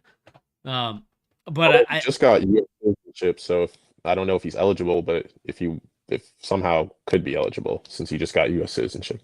Yeah, I mean, to me, I look at it and it's just like, again, overseas players are becoming so freaking good right now that I think it's starting to scare some of the guys over here in the States because of how, and I talked about this with France specifically during the Olympics. I think that they're here for it. They're definitely a lot better. They're definitely, like, in terms of the way that they play a little bit more together. I mean, we even saw it during the lead up to the final game, is that, not Celtics on my mind, but the US was struggling. Like, they weren't really playing together as a team. Whereas France, it seems like they've been, even though, they meet up every, couple months, it seems like they're always on the same track with one another. And so, again, not to go on a tangent about something other than the power rankings, but I think with that being said, Giannis, obviously the best player in the NBA, best player in the world right now. Until he has a significant drop off, this team will always be number 1 or number 2 in the East. Probably. I think they might coast a little, which is why I put them third. Yeah. I worry about their age in terms of the depth of the team. Like, a lot of their guys that are going to get minutes for this team are kind of old. Like, they're not necessarily in their prime or even like a year removed from their prime. Like, here, let me just name a couple of them. George Hill is pretty old at this point. George Hill is George Hill. That. Wesley Matthews is pretty old at this point. You have Brook Lopez, Serge Ibaka. You have Joe Ingles. I mean, those guys are going to make up a serious chunk of the minutes on this team, and none of those guys are in their best days right now. So I think there is some questions of depth with this team, but I love the Beauchamp sign. We talked about that earlier. I think he's going to get serious minutes for them. He's huge for a guard type of player, like the style of play he has. He's really big. Like, it's so weird to see him, like, go up and down the court. Like, he looks like a power forward almost, but he clearly just doesn't move like that. I think he's going to be great next to Giannis. The reason I put the Cavaliers ahead of them first, and I had them that way, is literally as simple as that. It's the depth and the age. And I really worry about this team seeding if Giannis misses any time. Like, they're not in the same situation as even, like, Boston has a better depth situation, I would consider, for most of the positions on their team. Philly is probably a little bit better depth-wise too, and Cleveland, I would say, definitely is better depth-wise. So that's a question mark, man. I think if we saw what happened to them when they lost Middleton, I mean, that made a huge difference for the team in the playoffs, and it was the reason they didn't make it farther. And Giannis still got them pretty close, but they really need their top 3 guys there. They really need them. There's not any significant time any of those top 3 guys can miss that will go okay for Milwaukee, I think. Yeah. I mean, I agree. They need Giannis to play, and even without Brook Lopez, like, they're serviceable, but their defense struggles a lot, like their rim protection, because that's their whole scheme, is to take away shots at the paint. So without their best rim protector, and they struggle too. Yeah, they need Brook to be out there for shooting as well. Exactly. Yeah. So the one guy I really worry about this team is Drew. I worry about Drew not because of his play. Like, he's been so incredibly good the last few seasons, especially since he got to Milwaukee. He's been so good. Yeah. He just has so many miles on him the last few years between going to the finals and just late playoff runs, but also he was the best player on the Olympic team. or the national team a couple years ago. Well, right after they won the finals and he went there, he was insanely good for them. So was Middleton too. But I think they have to be the number one for me just because they have Giannis. It's like Bernie said, as long as they have Giannis, he is a different breed of human being than all of us. Like physically, he's just on a completely different stratosphere physically. So I until I see any drop off from him, yeah, I agree, Bernie. They have to be 1, 2, 3, somewhere in the top 3 at the very least. Agreed. All right, so we're gonna have we're going Cavaliers at 4, Philly at 3, Celtics at 2, Bucks at 1. Does that sound fair? I like it. Yeah, that's maybe fair. maybe move Philly. Philly, you want Philly down? Philly up? I can see it. I was gonna say move Philly ahead of the Celtics, but I was gonna say Doc the Rivers. Same thing, Brad. I was gonna say really the same okay. Thing. I say do it, Bernie. So what? 76ers ahead of the Celtics. So I'd put them at 2, man. I really would. Because one way or the other, whatever we say about Doc is not invalidated by putting them up. Like it's Doc in the playoffs. They're still really is the talented. Issue. Yeah. So when Doc Rivers and Tobias Harris are disappointing you, you're gonna look back at this stream. Yeah, just wait until we see James Harden sweating bullets his first game. He's like dying 5 minutes in. He's out of shape. Oh my God. I'll regret it the second I see that. But until then, I think they're gonna have a good year. Yeah. Yeah. So that is it, everybody. That is going to do it for the stream. Again, what do you guys think of our top 15 in the Eastern Conference? Do you agree? Do you disagree? Who's too high? Who's too low? Let us know in the comment section down below as we continue to do a little bit of preseason stuff before the season actually gets going. I know that there's a game that's going to be played in Seattle on Monday. Rumor has it that the Sonics might be announced that day. So just a heads up if you're looking for that. No way. But that's just where's that rumor? I gotta name my sources. Send it to us. Yeah, send it to us, Bernie. I gotta see that. But with that being said, thank you, Pete. Thank you, Brad, for joining us here on the Charge. I know that Sunday is not the best day just because of NFL football. I know we all like our football and stuff like that. So and we have preseason on as well for basketball. So I do apologize for that. But we'll be hopefully back. Maybe actually I gotta think about next week because I'm on a retreat. So I'll think about that one again. But guys, thank you once again for joining us here. Appreciate your guys' insight. Oh yeah, thank you for having us. Pleasure to be here always. Thank you, Bernie. Also, I just need to point out, this is so off topic. I can't believe the Seahawks score right now. It's 48-45. I just looked at that. What? It's 48-45 right now. TJ Hawkinson is 180 yards receiving. Oh my God. All right. That's crazy. Football, totally off topic. Last question for you guys. If you had to pick, who's your team in the East that's coming out? We were doing rankings of seeding, basically.